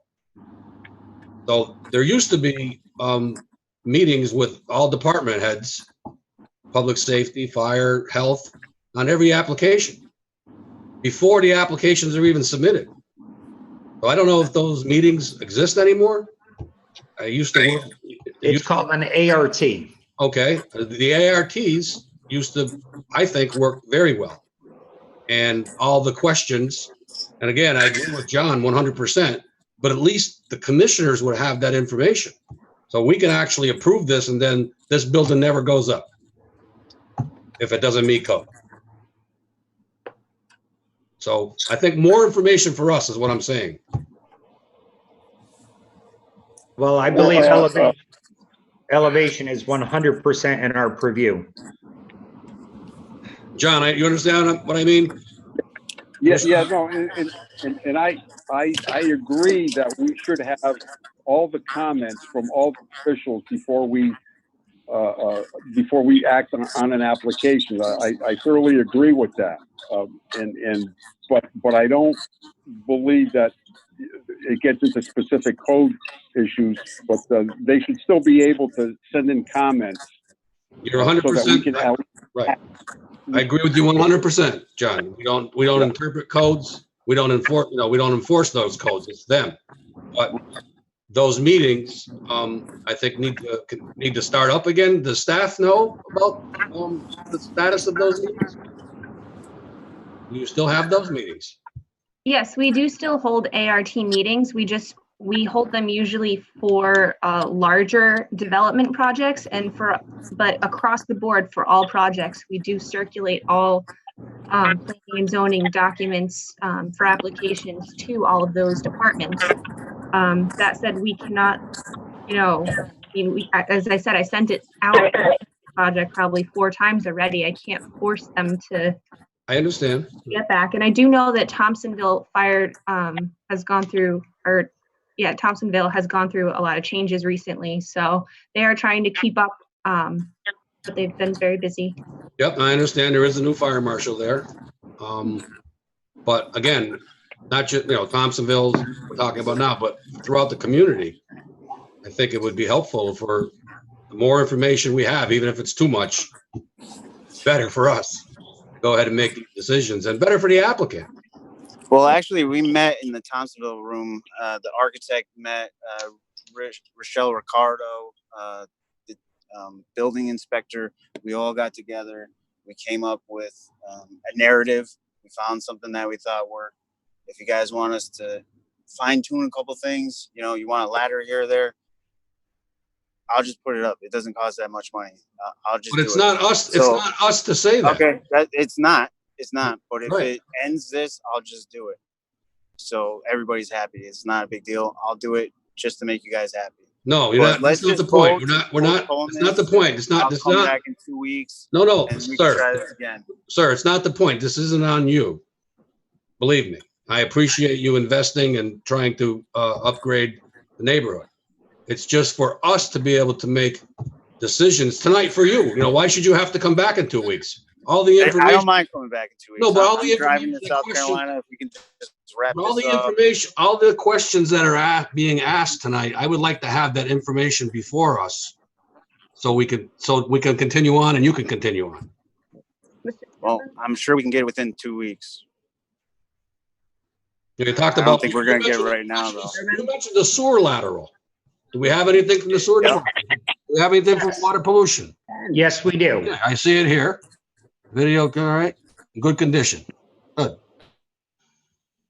So you're all set with them and you're putting a new lateral in. So that's good. Yes, sir. That's what we need to see. I mean, we do stuff right. I own a lot of apartments. They're all way too nice. It's going to be nicer than anything down there, and it's going to be way more expensive than it should be. Mr. Chairman, Commissioner, go ahead, Lori. when we get the revised plans, we will distribute them to all of the appropriate departments. Does that help? Before we come back before PZC, so we can get comments. Okay. So we will be meeting again in 14 days. Excellent. And he is going to get us the plans, and we're going to be able to get them to the town departments and get them to comment on them and get them to us by the 14 days is up. Yeah, well, I will call over to all of the departments. I know there used to be letters submitted to the file from the fire department or the police department. Or Well, no. What I'm getting at is, I don't want to tie this gentleman up because things aren't working that quick right now in the town hall. They're not. I mean, people are calling left and right about things that aren't getting done, and phones not getting answered. Rick's on the road. That's why the phones aren't getting answered. Then how come somebody's not in the office? Because this is going to be a perfect example where we're going to make this gentleman spend the money to get these to us, and his architect will get them to him probably Tuesday, Wednesday of next week. And then it's out of your hands, Lori. It goes to other departments that we can't get comments on. The health district, the fire department's blank. And, he's been dealing with this project now for what, 6 months now, Adam? I've owned the property for a year. Right. But I think he's been in front of us 6 months. Yeah. Yep. And he still has no fire department comments. So what I'm saying is, well, we're requesting it's out of his hands. He can do whatever he's got to do to get us the plans ASAP. And I think it's out of your hands, Lori. I don't think we're going to pull off these comments in 14 days. We'll try. So I guess, if we don't have the comments back, is the applicant okay with pushing it another 2 weeks then? I mean, when it gets to that road, I don't think I'm going to have another choice. So, let's try our best and see what happens. Right. I mean, we're doing the best we can. We answer every phone call, every email. We may not get to it right away because we are busy. But we're part of us are in the office, part of us are out of the office. Next week, that's going to change a bit. So, everything's a moving target at this point as far as procedures. So, but as soon as we get the plans, we'll distribute them and just say, please, respond immediately and see what we can do. thank you. Okay. Thank you. I've got to open it to the public again. Is the commission all set with questions? Yes. I don't see any hands. So anybody in the public who would like to speak for or against this application, public hearing 2974, going for the first time? Going for the second time? Concerns, comments, public hearing 2974. Anybody who's watching on TV that wants to comment can call in. The number is posted on the agenda, which should be on the website. Going for the third time. Okay, with no questions from the commission, I think at this point we need a motion to postpone to the next meeting. Mr. Chair, I'll make that motion that we continue, I guess. public hearing 2974 to our A next continuation. Yes, of correct. I'm sorry. May 28th. Is there a second? Second, The motion's made and Linda. seconded. Roll call, please. Ken Nelson, 4. Linda DeGray, 4, Charles Ladd, 4, Virginia Higley, 4, Francis Alimo, 4. John Petronella, 4. Vinnie Grillo, 4. and Richard Suzak is 4. All in favor, none against? We will see you in 2 weeks, Adam. Thank you, Adam. Thank you. Have a nice night. Next, public hearing 2971. Ken Nelson, Here.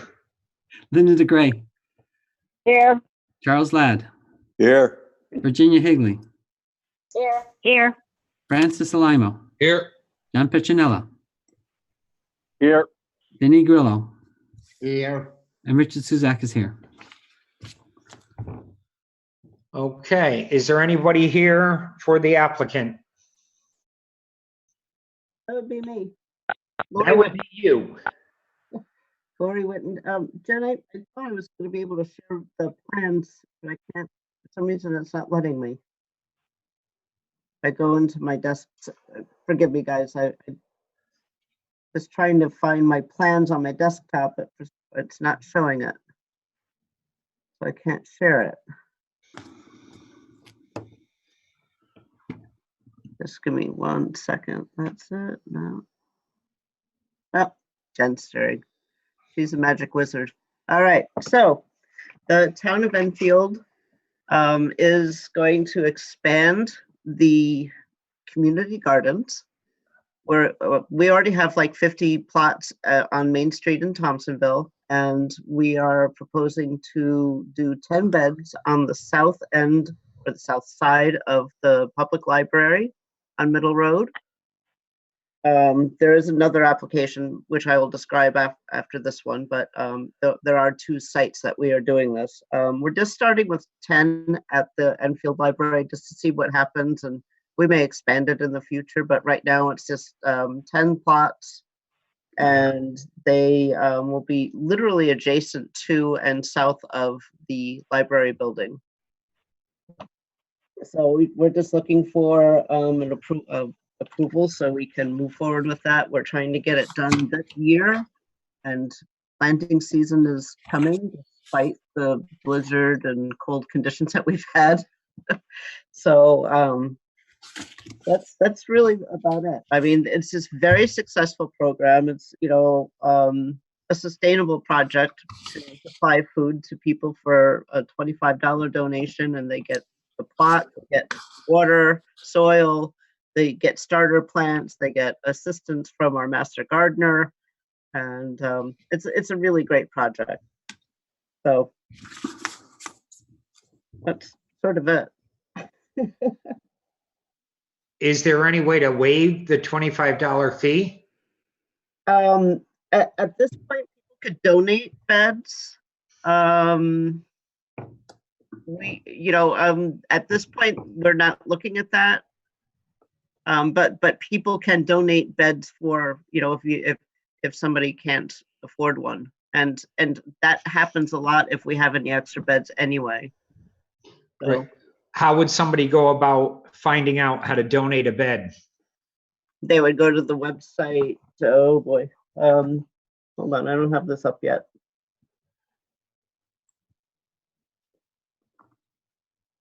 I think it's a great project, Lori, and I think what they do on right there by Bigelow, every year those gardens are full. They're beautiful. I see the vegetables and stuff growing there, and I wish they put a farm stand there because those people do a tremendous job. And I think the people who don't have the yards are taking advantage of it. And I know some people are less fortunate, and maybe, you know, a donated box or, you know, a waiver of the fee would help them out even more, especially in these times. Yes, absolutely. So the next application actually is another site right by Bigelow. So it's included in your packet was the flyer for the Enfield Community Gardens. And says the rental fee includes use of tools, seed starter plants offered on planting day, compost, water, educational sessions, and videos. We've got a kickoff on June 3rd, which may be virtual, unfortunately. But if you want to sign up or donate, you can call 253-6385 or email developmentservices@enfield.org. Are they the ones in charge of this? Yeah, it's basically Community development? My department. It's actually Okay. Development Services is running it. Okay, commissioners, any questions or concerns before I open it to the public? No. Okay, anybody out there who would like to speak in favor or against public hearing 2971 for the first time? This is for community gardens at the public library on Middle Road. Anybody going for the second time? Public hearing 2971? And for the third time? I see none, so if the commission's okay, can I get a motion to close the public hearing? So moved. Charlie Ladd. Second, Linda DeGray. Motion's made and seconded. Any questions or concerns, comments before we vote? No. Can I get a roll call, please? Ken Nelson, 4. Linda DeGray, 4. Charles Ladd, 4. Virginia Higley, 4. Francis Alimo, 4. John Piccinella, 4. Vinnie Grillo, 4. and Richard Suzak is 4. All in And favor, none against. Mr. Chair, I'll make a motion that we approve the draft resolution to approve public hearing 2971, dated May 14th, with the 26 conditions listed as prepared by the planning department. Wow. Is there a second? Second, Linda DeGray. 26 conditions to plant a garden. Well, actually, there's one that says, it's a one site specific condition, but it really doesn't mean anything. It says will be added for each unique application. I was going to remove it, but I didn't want to muddy the waters. So only 25, really. So I most of them are going to be non-applicable, but I just figured I'd include them all just to be consistent. Well, whatever makes this work, Lori, it's a great project. And I really think that the town should advertise this maybe more on ETV and stuff, because it's great for the community. You see them out there working together. It's something that it's phenomenal. Very good. So the motion's made and seconded. Can I have a roll call, please? Ken Nelson, 4. Linda DeGray, 4. Charles Ladd, 4. Virginia Higley, 4. Francis Alimo, 4. John Piccinella, 4. Vinnie Grillo, 4. and Richard Suzak is 4. All in favor, none against. Congratulations, Lori. We expect some fresh tomatoes. If you got to go pick them out of somebody's boxes, well, that's on you. That's not allowed. You have to plant your own garden and plant them. My wife plants a huge garden, so that's why she could appreciate it. Next, public hearing 2972. Ken Nelson, Here. Linda DeGray, Here. Virginia Higley, Here. Francis Alimo,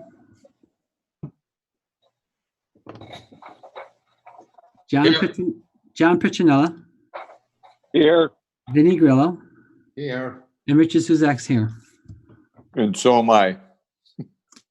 And Charlie Charles Ladd. Sorry. Okay. I take it, Lori, you're the applicant again? Yep, Roy Witten representing the town of Enfield. Again, same situation. However, this is going to be on the north side of the Higgins Pool. If you're familiar with that area, on Church Street and Chapel. So it's the corner there. The town owns it. There's like a little playscape there currently, and then the rest is just all lawn.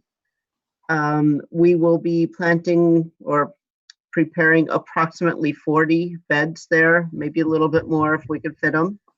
And overall, they are 2 foot high, 4 foot, 4 by 10 feet, and then they're usually 3 to 4 feet apart. It's all organic, and that's about it. The property used to have some structures on it. Somehow the town acquired them. The structures were removed. So like in the ground planting would be very difficult there because foundations are still in. So this is actually a good spot. It is actually supposed to be open space. And this is right down the street from the Bigelow. So same situation. Who constructs the raised beds? Right now, the Public Works Department's buildings and ground. Okay, and they have time for this? They're making time for it. Okay, there you go. Commissioners, any questions or concerns? Nope. I don't see any. So at this point, I'd like to open public hearing 2972 open to the public. Anybody who would like to speak in favor or against, please speak up. Going for the first time, and this is for the one on 2 Chapel Street. Going for the second time, public hearing 2972.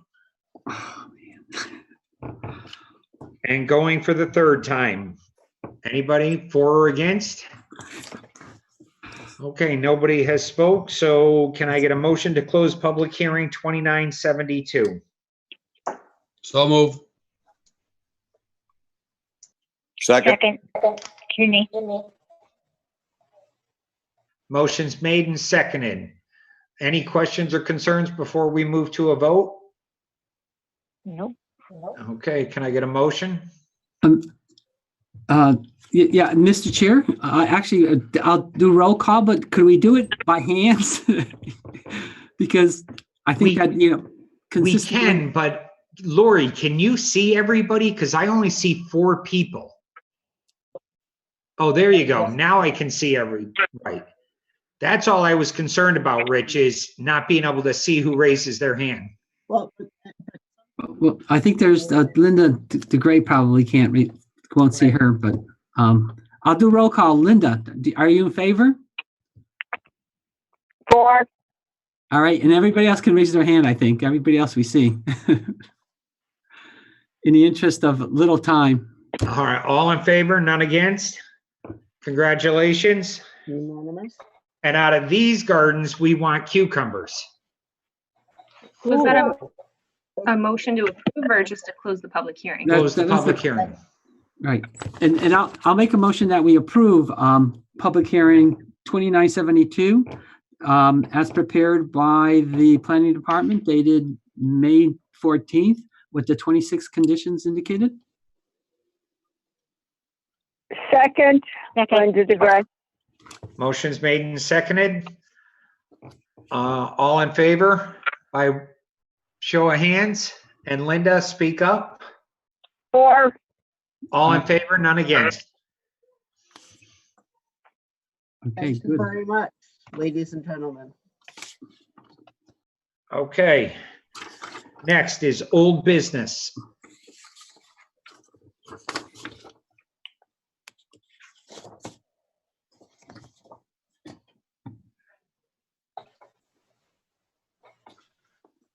Ben, All Lori, right.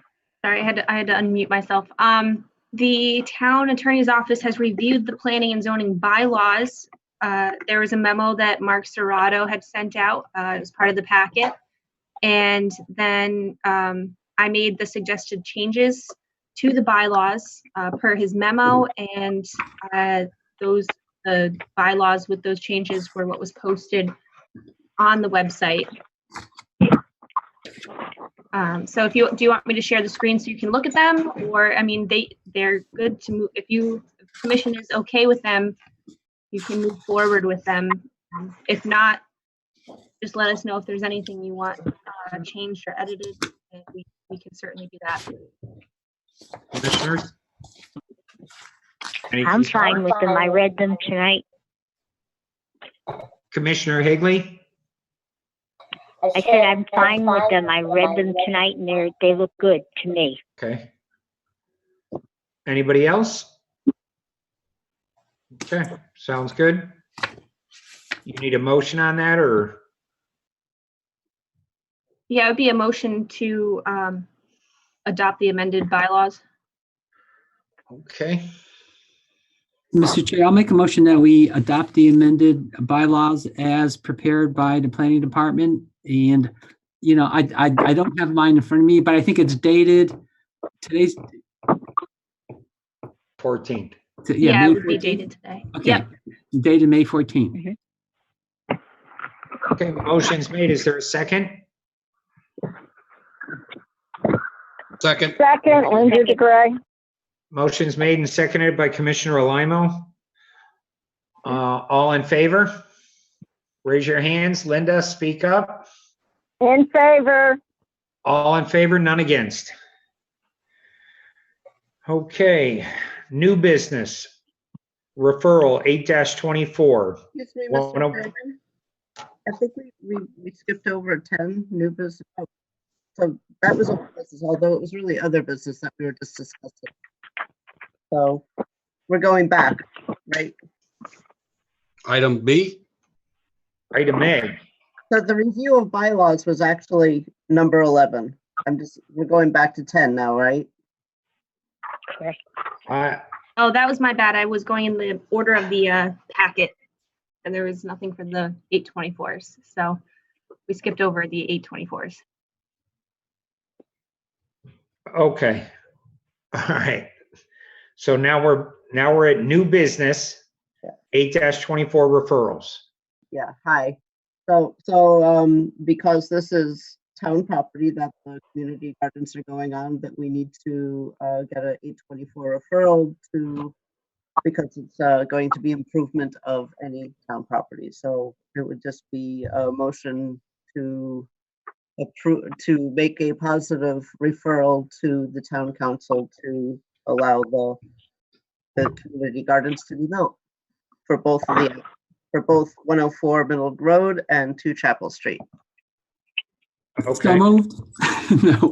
Mr. Chair, I'll make a motion that we recommend to the town council for the use of, 104 Middle Road and 2 Chapel Street for community gardens. Can I get a second? I second it. Motion's made and seconded. Any questions? I see none. All in favor? Aye. All in favor, none opposed? Thank you. Okay. Okay. Other business, we're gonna skip A, review of bylaws. And we'll go to B, discussion of outdoor dining and patios.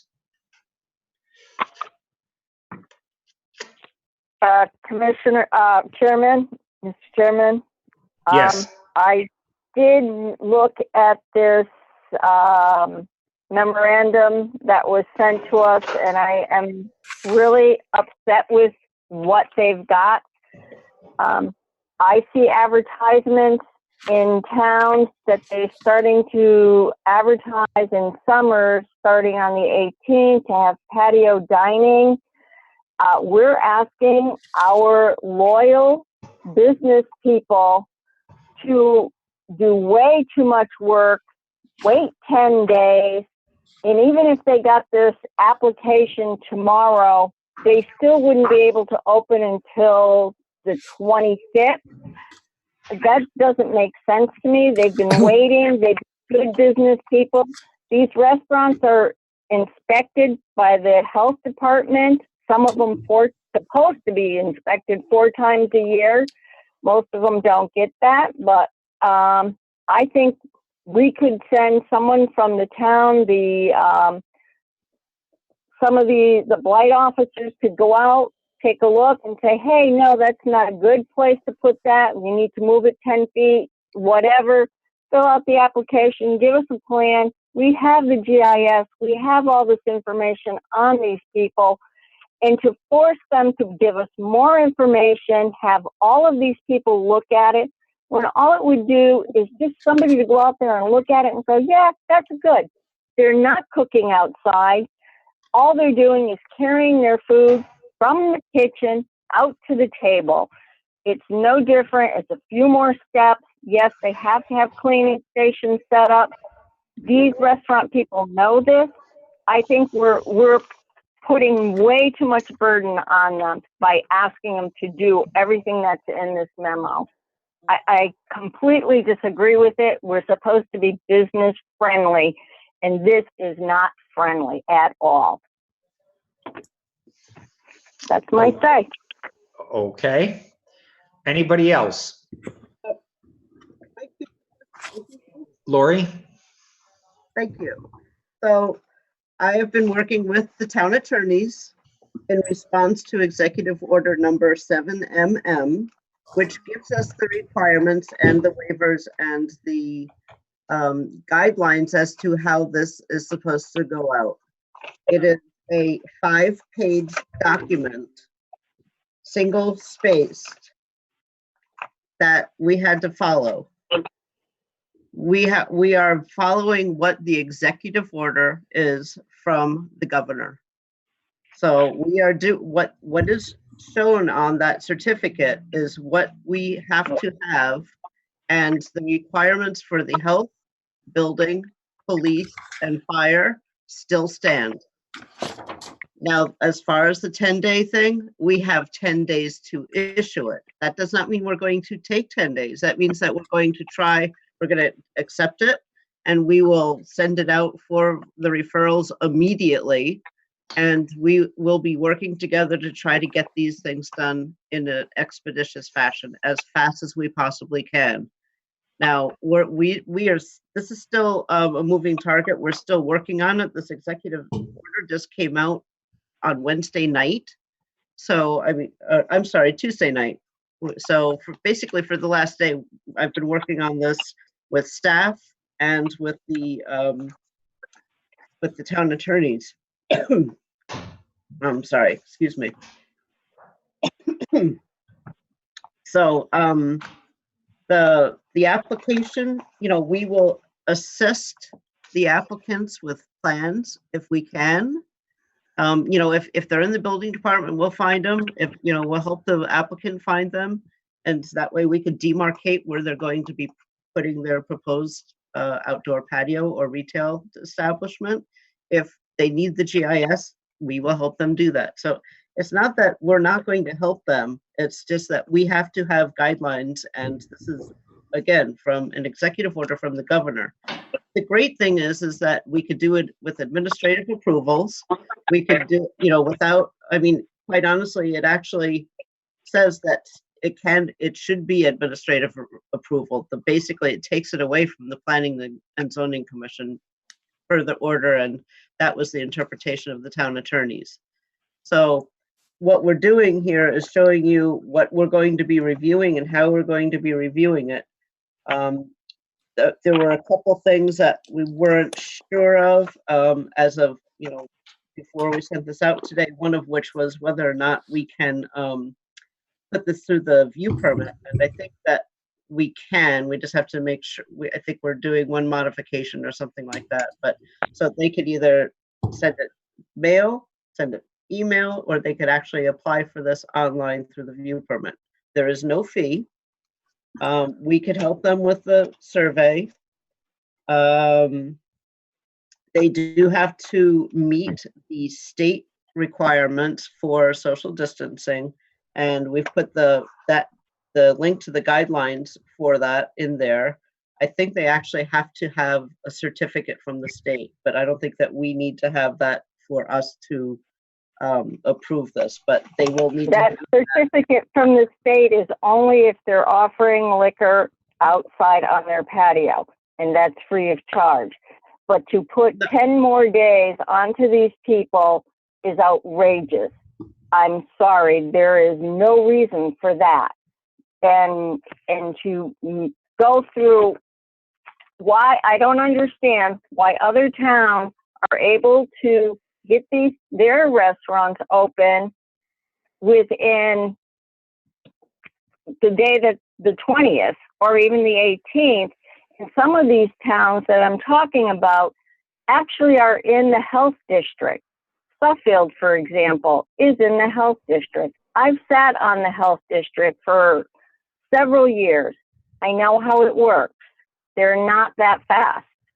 So I really and we couldn't even get the fire department to give us a comment on a plan, on a public hearing. How are we going to get them to give us comments on these restaurants? The 10 days is unacceptable. It really is. Linda, this is by order of the governor. This is not, we did not make this up. All we're saying. But we're way behind the curve then, because we should have done something to get I don't understand. If it's 10 days, why is it Summers is opening on the 18th for patios? It's in the paper. Well, because we're going by what our town attorney is recommending us to. And we're following the executive order. I don't know what other towns are doing. I know Suffield only has about like 10, I don't even think they've got 10 restaurants in the whole town. I live there. There's not many restaurants here. There's hardly any retail as well. We have a lot of businesses that we're going to have to review. We're looking at public safety. We're looking at, if we're putting it in a parking lot, are the patrons going to be safe? You know, we're not going to require mafia blocks and you know, concrete bollards. You know, so we need to really investigate that what they are proposing is going to be safe. We are not trying to hinder anybody. We're trying to make this as quick and easy as possible. I cannot make anybody respond faster than we respond because we are the first stop. All what I could say is that we are going to be having a meeting with all of those parties, traffic, building, health, who am I missing? Public, Fire. Yep, yeah, and fire. And we will try to work out a best scenario for getting these things done quickly. We're going to use our blight officers to help us do inspections, and maybe even like work on the permits. Unfortunately, the only one that can sign off on it is Rick Rochelle as the appointed zoning enforcement officer. So they might do the inspections, but they'll sign off for it for Rick. But we are trying to do the best we can and working towards. I'm hearing what you're saying, but I'm reading the paper, seeing Suffield is opening their restaurants on the 20th. I've seen several other towns doing the exact same thing. They have something in place. We sit here and we tell our town people we're business friendly, and now we're hurting our businesses that are desperate, that are losing money. They aren't being able to pay their bills. They can't pay their electric. They can't pay their heat. They can't pay anything because they're not making enough money even with the takeout. They're busy a couple hours a day. I just have real issues with 10 days turnaround. And I hear what you're saying about the governor's rule, but I don't understand why other towns can bypass the 10 days and have their restaurants open. They got the same thing you got on Wednesday. Linda. Linda's Frank. Commissioner Alimo. Yeah. Hold on. All right. Somebody's ahead of you. Well, I can't put my hand up. I don't know why. Right. Commissioner Suzak. Because again, I think that, and I can hear what Commissioner DeGray is saying, but, I think that, our staff has made it clear that, they're going to be working with the applicant and that they're going to be helping the applicant actually set up the plans in terms of, they can easily go to the GPS and determine, where they have, accessible areas and then mark something up on a scaled, system. But, I would have to agree that we just can't go helter-skelter where, people can do whatever they want to do. It has to be sort of controlled environment for the fact that, you have to keep, free of cars and out of traffic and still provide, a safe place for the patrons to sit and eat. So, and you need to go by the guidelines for separation too. So, there's going to be, quite a bit going on. And I think that the staff is going to be working, way quicker than they have, than we can probably realize. And I don't believe, I think that 10 days is the maximum they can hold it. They can't hold it for any more. But, I think that, they're going to strive to, if somebody comes into the office, that they're going to try to solve it right then and there. Look at the GPS, map something out and say, if you do it within this area, you should be fine because, there's no traffic here. There's no, potential, pedestrian, interference and whatnot.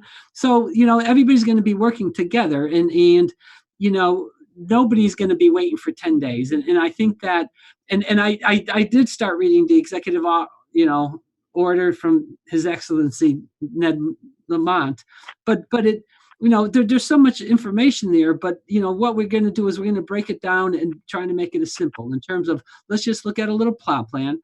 Let's just delineate where they can go, make sure it's safe, and then approve it. I don't think that, and then, I'm pretty sure that, the police department and the fire department, are going to be falling in line with what our planning department is going to say, because they're going to be, looking at all aspects of it. And they've been, that's part of what they do. They do planning and they do, look at, all these different aspects. So, and that's my 2 cents. Okay. I put my hand up too. So my concern is I'm not worried about our office. I'm worried about the other departments because we are not getting results and responses in a timely manner from them. And in this draft you sent, first of all, it says, should all sign-offs not occur within that time frame, the ZEO will be forced to deny the permit. That's wrong because we drop the ball, the applicant gets denied. How about if we don't sign off in 10 days, we don't deny them, they're automatically approved because that's going to force the health district to do exactly what Linda's concerned about. So, because it says, or else it will automatically be approved. So why are we going to deny an applicant who's been out of work for 3 months because one of the other departments that are out of our control doesn't sign off on it? So why don't we just eliminate that? Because we're in charge of the ZEO. He doesn't have to deny it because the health district doesn't vote on it. Because you know who that's going to fall back on? That's going to fall back on the planning department in the town of Enfield because we were the ones who denied it. Because the health district has 10 other towns to deal with the same exact thing that we're dealing with. Second is, as far as the 10 days go, they can't open till the 20th. That doesn't mean they can't apply tomorrow morning.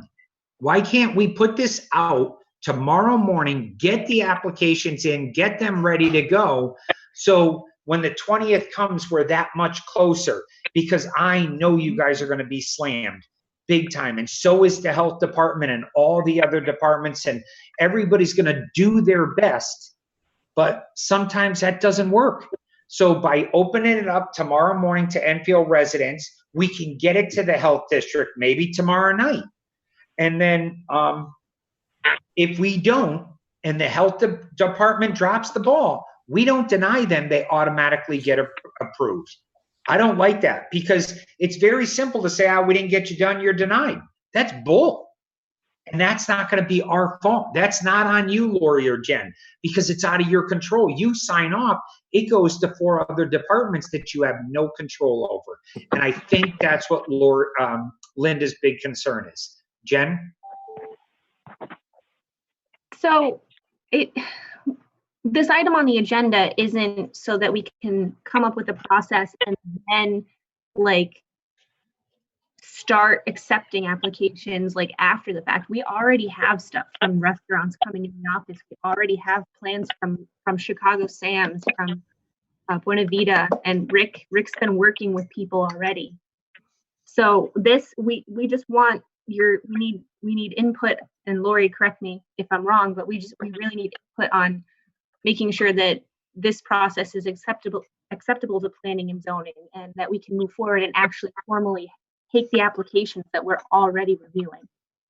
And then whoever else comes in to apply after that have to certainly work expeditiously to make sure that these restaurants can get back open. We're in no way do we want to stop people from opening business.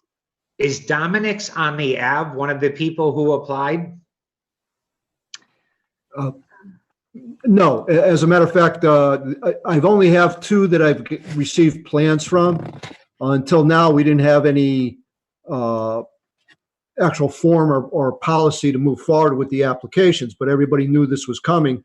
So we gave them direction as to what we would need for a plot plan, spacing, and everything else for it. The only 2 that we actually have with plans are Buena Vita and Chicago Sam's. However, there's been 5 other restaurants in town that have called that I've told them the same thing, what we're going to anticipate needing. So I guess once they get word of this and the ball starts rolling, we're going to get inundated with applications. Right, because that's Dominic's on the Ave is posting that they got their approvals for a patio for outside dining, and they've already started to build the patio. And other restaurant owners are calling saying, well, how is that possible when we can't even apply because this wasn't out yet? And now it's out. Well, that, and I had one that actually was discussing a permit type of patio as opposed to a temporary. This executive order is only for temporary outside dining. And that's what we're trying to get to so that the businesses can survive. It's not for permanent patios or anything like that. That's the special use permit process that they're going to have to follow later on. Right. So again, it goes back to Jen and Lori. This isn't going to fall on you because you guys sign off on it. It's good to go. But then it goes to 4 other departments, 5 other departments that you don't have control. And suppose it sits at the health district because they have 500 restaurants to review, where Enfield only has 20. I mean, how are you can't control that. And I think that's what Linda's concern is. And to be honest, mine is too. And with the wording that after 10 days, if the health department doesn't review that, you're forced to deny it. So that falls back on you. We know it's not your fault, but the restaurant owners aren't. Right. All I can say is we're going to do our best. And if we don't hear back from people, then we probably will just approve it. If everything's ready and it looks hunky-dory, then we'll probably just approve it regardless. But like I say, these are just the guidelines that we have been given by the governor. Lori, I understand, but if you approve something and the health district or the fire department hasn't signed off on it, you're accepting that responsibility. Where if we don't do anything, it automatically approves, then it doesn't fall back on the town of Enfield. What I'm saying is, it says right here that Rick, after 10 days, he's going to be forced to deny somebody because of the health district. Well, if he don't deny them, they automatically pass. That isn't you giving them a pass. That's the governor saying you had 10 days. And then you could say, really? Well, the health district's taking 45 days. So it's out of your hands. Why would you deny somebody when you and Jen signed off on it in 2 hours? And then another department takes 2 weeks. you guys are going to look like the bad guy. All I'm saying is I don't like where you're putting all this on Rick to deny these people for something that's out of your control, all three of yours. And I think that's what Linda's going for. So that means, I mean, I actually agree with you. I like the idea and the flow and the concept of that, but then the applicant is still waiting 10 days for their permit, or they're just gonna. But they're approved. But they're approved, because if we do it this way, Yeah, they're approved in 10 days. After waiting 10 days. You tell me who's going to be more pissed off. Somebody who waits 10 days to get denied, or somebody who waits 10 days and automatically approved. You know how many building permits I pulled, and the 29th day I'm like, yes, they didn't approve it or deny it yet. I'm approved tomorrow, and then I get a denial at 4 o'clock at night. You know, it's going to put your office in a very bad spot. And I think that's where Linda's going. I agree with her.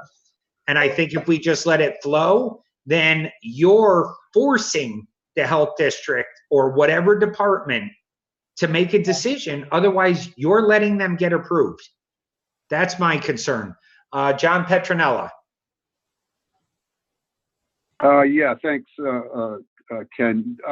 Question for Lori and Jen. I'm going to assume that this process is exempt for existing establishments that have patios. Would that be a fair statement? Yes. Yeah. Okay. I mean, now, if they already got a patio, the only thing that they're going to have to do then is make sure that they've got the required distancing of their tables and pathways and I mean, if they already have outdoor dining. Right. That would probably, and that would probably answer Commissioner DeGray's question of why are some of these establishments advertising that they're going to open up so quickly? Maybe they already have a patio, and they're just getting ready to open up, that they don't have to go through this process. But I don't know what those establishments are, but I'm not sure that I agree that that the places would automatically be that after 10 days, if we don't act, that that we should give them a pass and let them open up. That just bothers me in a way where I think that the fire marshal and health department have to have some involvement with that process, but we don't have any control over them, and that is a problem. I think we can control what we can do through our staff, but as far as the health department and the fire department, I think they're going to be inundated with this. So I don't know what we can do to help them to expedite that process, but I'm all in favor to do whatever we can to get these establishments open as soon as possible. I mean, I read the executive order. They are being, somewhat lenient, and whatever we can do to expedite this, I'm all for. So anyway, I yield my comments. Well, John, I'd like to comment to the health department. All of these restaurants are inspected by the health department. If they're a category 4, they're supposed to be inspected 4 times a year. If they're a category 3, they're inspected 3 times a year. Category 2 is 2 times, and a category 1 is 1 time. So they have passed their inspections, and they have paid for their fees, their inspection fees. So if there's a concern about food safety, that shouldn't be the concern. I understand the fire department or even the police department, they can go out, take a look at the site. Yes, that's a good place, or no, that's not a good place. But to hold people up because the health department has not, and it's not just Enfield that they're looking at several towns. And Windsor Locks is one of them. Suffield is one of them. East Windsor is one of them. Windsor Lock, and all the way out to Wyndham. So we're not the only one who has a lot of restaurants. And some of the restaurants that are being advertised opening up next week do not have patios. So I just feel that these people need to get back to work. They want to get back to work. They want to pay their bills. And we've put so much stress on these people. And to hold people up because one department is too busy isn't fair. It's not fair. So, John, I just want to clarify, I'm not coming up with this. It says in the memo from the governor that it will automatically be approved after 10 days. And he's doing that to make the towns go forward, if I'm correct, or else. And why are you going to allow the town of Enfield to be the bad guy? Because the health district has 500 restaurants. They've got Willimantic, they got South Windsor. They have everybody going to be doing the same thing. They're the only department. Our police department only worries about Enfield, fire only Enfield, but the health department has many, many, many towns, and they're going to be a holdup. And that's why the governor said 10 days or it's approved. Now, if we deny them or one of our departments denies them because of a safety issue within that 10 days, well, that's a whole different issue. You know, if they're going to do it in the middle of Hazard Avenue, by all means, deny them. But to deny them just because one department doesn't have time to review, I'm sorry, but these people have sat home for 3 months and might lose everything they have. If the health department can't get to it, oh well, they pass. That's the way I stand. Okay. And Ken, I agree with that. I was responding to your earlier comment when you first started saying, started commenting on that you had said that if they don't respond in 10 days, it would be automatically denied, and that's what I was responding to.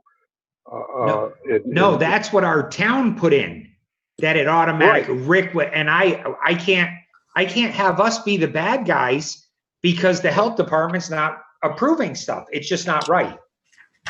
Right, and if the governor's going to allow us to or allow that to be waived, then I don't have no issue with that.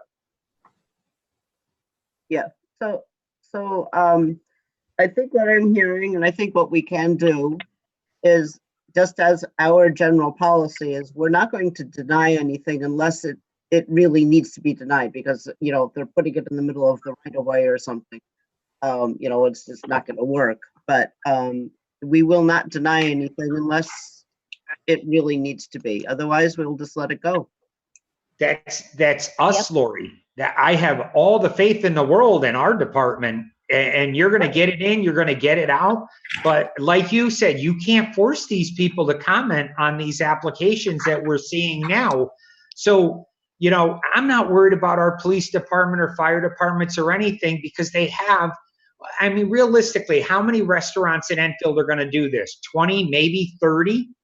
Yeah, I don't think a lot. You know, but if you take all the health districts areas and the amount of restaurants they have versus what they have for staff to go out and do this, it's a whole different ballgame for them.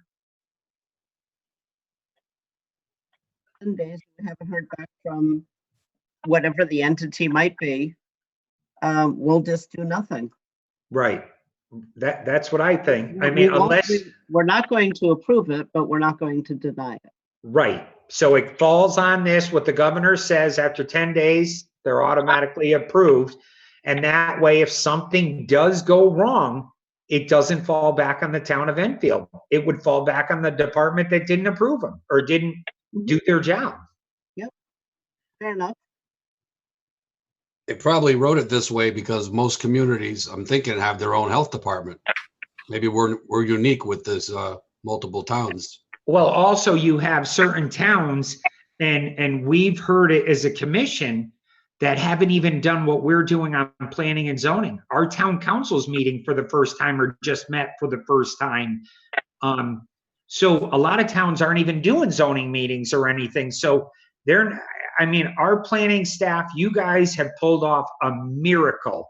And, people are asking questions of how we are doing things. And I have to tell them, you got to call Lori and Jen, because she sends me a link. I search through my email. I find it 10 minutes before the meeting. I click it and I'm in. I don't know how. I don't know where I go, but I do it and it works. And you guys are 110% to get the credit for that. And I think the council's following your lead. And I think this restaurant thing, a lot of restaurants are going to be open right up because of you guys, but certain things are out of your control. And I think this is one of them. So. I just want to say, so I was on a meeting this morning on the COVID-19 task force, and Patrice Solik was part of that. She actually heads it, and she did want to remind everybody that phase 2, June 20th, that's when the restaurants may have up to 50% capacity. So that's something that we could tell the restaurants as well. I mean, I know that they may not want to wait a month, but it might be too expensive for them to create the outdoor dining experience or something like that. So it's another item that they could consider. But we're going to do everything we can to help everybody open as best they can and as safely as they can, because this, opening up fast is going to be very dangerous if we don't keep our distance and masking and things like that. And I think what you said is going to go a long way, because it's not us who's closing them. It's the governor. We're going to do everything in our power to, as soon as he releases the reins a little bit, to make it work for them. And I believe, like you said, Lori, a lot of restaurants, they're not going to be able to maintain with just outdoor dining because it's not going to bring enough revenue. I mean, how many people are going to want to sit in a parking lot? You're going to have your diehard customers, but is that going to be enough to turn the lights on and keep them on for another 30 days? And it's scary. The whole thing's scary. And I want to be a partner with all these businesses and, not be the person that they flip out on. Yeah, we can only do the best we can, and we'll try to do better than that. But we do have to follow the executive order and town attorney's recommendations. But I think that if we don't hear back from the powers that be to sign off on these, we'll just turn the other cheek. Right. Good. Anybody else? John, you're good with that?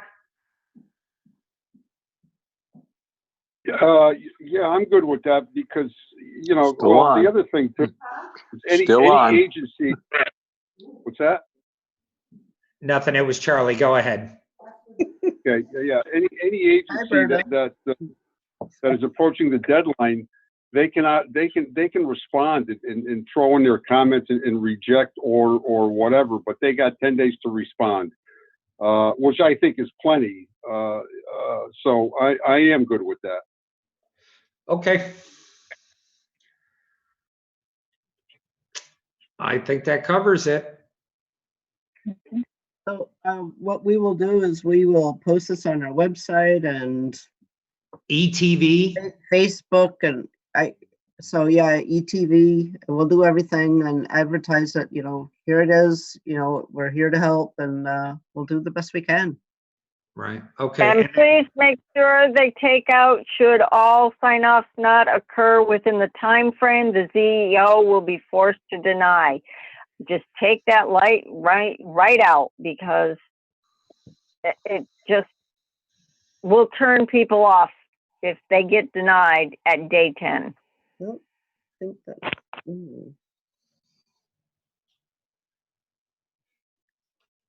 Yeah, I don't think that that's actually in the application.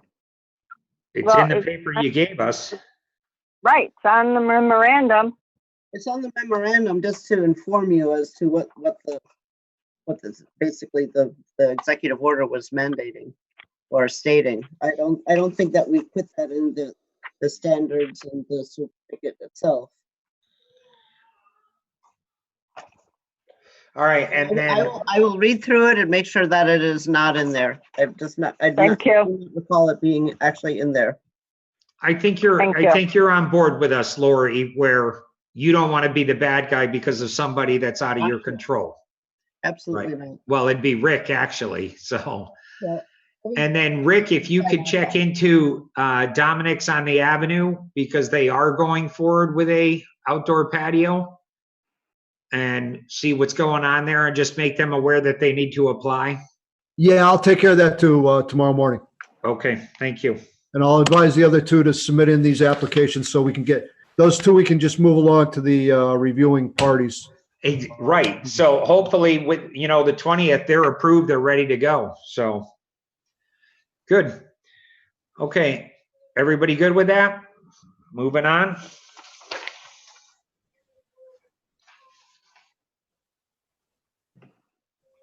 General discussion of regulations and procedures.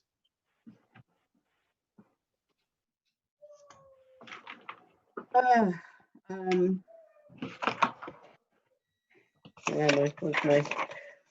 had a really long week. The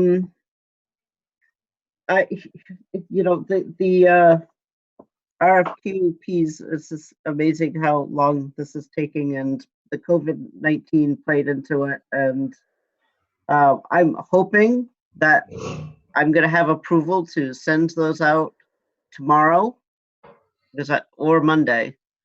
So it's in finance right now, and hopefully we're going to be able to move forward, because we really need to get this going. So it's a little bit more onerous than I anticipated. So. Well, I think a lot of it's out of your control.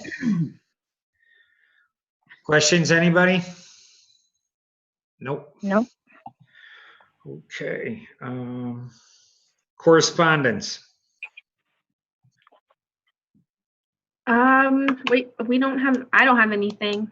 I don't know about Lori or Rick. Nope, I have nothing. Rick, you're good? No, I'm good. Okay. Commissioners' correspondence. None? I see none. The only one I had, I spoke with Rick about, was Powder Hollow, and that's all set. So, town planners report. Ken, I had something I can't. Oh, I'm sorry. Go ahead, Commissioner Alimo. I think Lori's got something. Somebody says? No, I have something. Okay, you can go before me. Go ahead. I'll go next. Thank you. You're welcome. I did get a phone call about the restaurant where Guido's used to be, on Hazard Avenue. I think it was Love Food Eat or whatever, and apparently what's going on with that? He says that he's got all his ducks in a row and he's just waiting to come before us. Jen, do you know anything about that?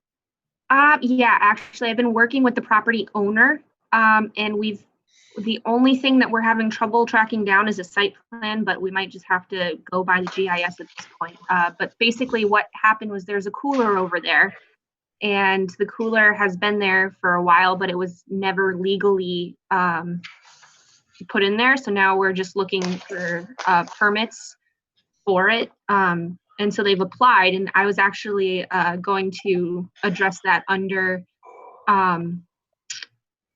administrative approvals. I hadn't gotten a chance to talk to Kenya about it, but I figured this was as good a time as any to bring it up. Because they really only just got everything except the site plan in this week. So. Okay. Thank you. Yep. So since we discussed that, do you want to just go ahead and administratively approve it? Yeah, it's a cooler. It's already been there. It's even in the assessor's card when you look at the picture for the property. So they're not changing anything. They just want to use it, and we want to give them an approval so that this doesn't come up again. Okay, commissioners, you have no issues with it? Problem. I don't have any issues, so we're good. We're good. Okay. Thank you. Can I have something? Commissioner Limo. Yeah, a couple of meetings back, I think you did administrative approval on a Dunkin' Donuts exterior. Yep. Was that the one on Elm next to the highway? Yes. Okay, when you communicate with them again, if you could ask them when they're out there or doing their work, right opposite the drive-up window, there's a hedgerow, and inside the hedges, there's a fire hydrant. Can't see it from the street, and that's why I'm bringing it up. So if they can just clear the hedges around that hydrant while they're out there, you could ask them, I appreciate it. Yeah, we can talk to them about it. Yep. Okay, thank you. Once a chief, always a chief. I'm hydrant guy. What can I tell you? Town planners report. Don't have anything real new, except we have hired somebody to take Raquel's place. Her name is Savannah Nicole Villalba.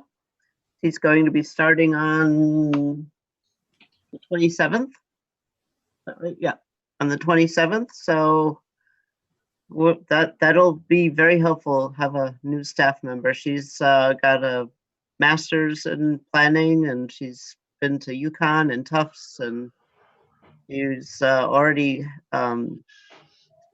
worked with different commissioners in a different town in Massachusetts, but she was very, very excited.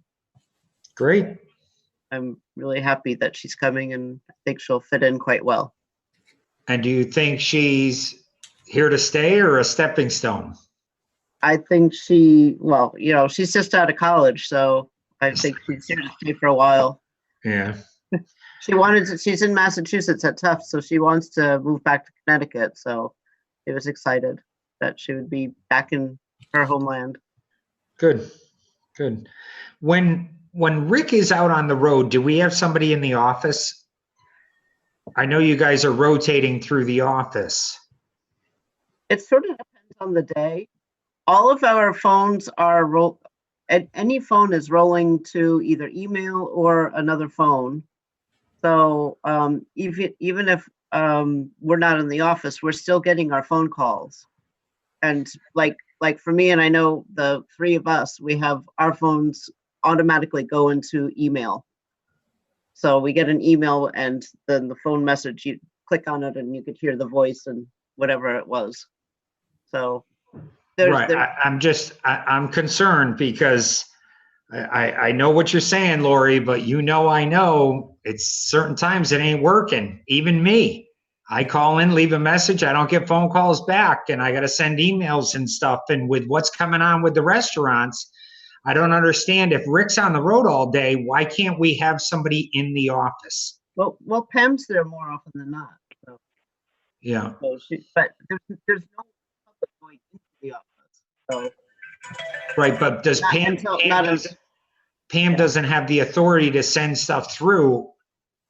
She sends us the notices. She'll say you need to call so and so regarding, XYZ. So. And you remotely, you can handle sending everything to where it's got to go and who's got to sign off. And surprisingly, we're doing pretty well remotely. And the biggest thing is, Pam and Rick don't have laptops, so when they're not in the office, it's hard for them to be that productive. But they still have phones. Right. So. Right. Rick now has a smartphone. So, but come next week, come May 20th, things are going to change again. So. Well, that's what I mean. Things may change. They may change tomorrow. If we're allowing these applicants to start coming in right now, I just want to. Well, they can't come into the building. I understand that. Oh, right. They can't come in the building. They cannot come into the building. Oh, right. Okay. So, that's a huge factor I just didn't bring into play. So, Jen? Yeah, I also wanted to touch on that too, just to put it into perspective. When people can't come into town hall, we get inundated as it is. I counted my emails in one day that I received, and it was nearly 200 of just people asking questions. And that wasn't including the voicemails that I received. And day in and day out, we're just battling, trying to keep up And there's times when I'll be on the phone and I'll get 2 phone calls while I'm talking to someone on the phone. And then those 2 people roll to voicemail. And I understand why people are getting upset, but we're really trying our best to respond. And it's like 9 to 5 is just responding to people. And for me, like it's after 5 is when I get my reports done and I got everything up online for the commissions. It's just how it has to work at this point. But we are doing the best we can. And of course, when we get another person in the office, I'm sure it'll be a little easier. But for right now, I know my phone is being forwarded both to my cell phone and to my email. And of course, I'm checking my emails all the time, trying to keep up with everything. I flag emails for requests and I try to get the responses back in the order I receive them. But again, I'm getting like crazy amounts. Rick's been super helpful with responses and Lori has too.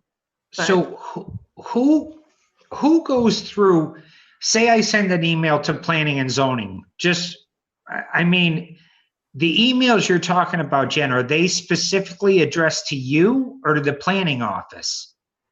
some of them are addressed just to me. Some of them are addressed to planning and zoning service. Others come through as zoning enforcement. It's easier when people do email under zoning enforcement or zoning or planning and zoning service, just because it goes to all of us and it's not just on me to get back to people. Right. That's what I'm getting at, because you may be getting a lot of emails that Pam could actually answer the questions, so you don't have to take up your time getting back to these people. Or, you know, Rick, he's, as far as I'm concerned, for the next 30 days, he's a ghost. He's going to be out doing parking lot inspections and everything. And, you know, so he's going to be unavailable. So maybe if we can, you know, have Pam take a little weight off of the two of you, because I know it's going to get crazy, then you guys can focus more on what you need to focus on. And I just didn't know how the email, if it goes into a general email, like all three of you, if it's going to all three of you, you're all three checking the same email. Yeah, and we make sure that we respond to all, so that the responses go out to everybody too, so that we're not doubling up on our responses to people. Right. But I'm sure, like me, you find yourself, especially Rick, sitting in his car for 20 minutes going through all these emails, and half of them might have already been answered and addressed, you know, before he can move on to his next inspection. Or same with voicemails and stuff like that. It's just, I mean, we got Pam in there and she can answer. I'm sure you're getting a lot of simple questions that can be answered, you know, by Pam without taking up your time. That's all. I'm just trying to make it easier on the three of you, because as far as I'm concerned, the next, like I said, 30 days, I think the restaurants are going to be your biggest focus, and you're not going to have time to do anything else. Yeah, Pam has also stepped up. While she can't really work that much from home, we have all of our applications online now, which is a brand new thing, and people really are using it. So when applications come in online, basically we need to have the paper file. So she's pulling everything off of online and processing it through the office when she's there, and she does take phone calls too. Okay. I'm not sure. She doesn't usually email responses, but she is really trying to help where she can. She pretty much will answer simple questions like what's the setback in a certain zone or something like that. But otherwise, she just likes to push things to the appropriate person to answer it.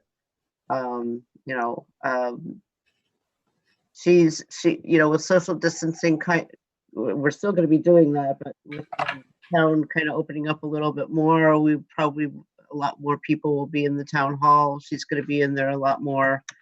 But we're just trying to answer. Right. It is surprisingly crazy.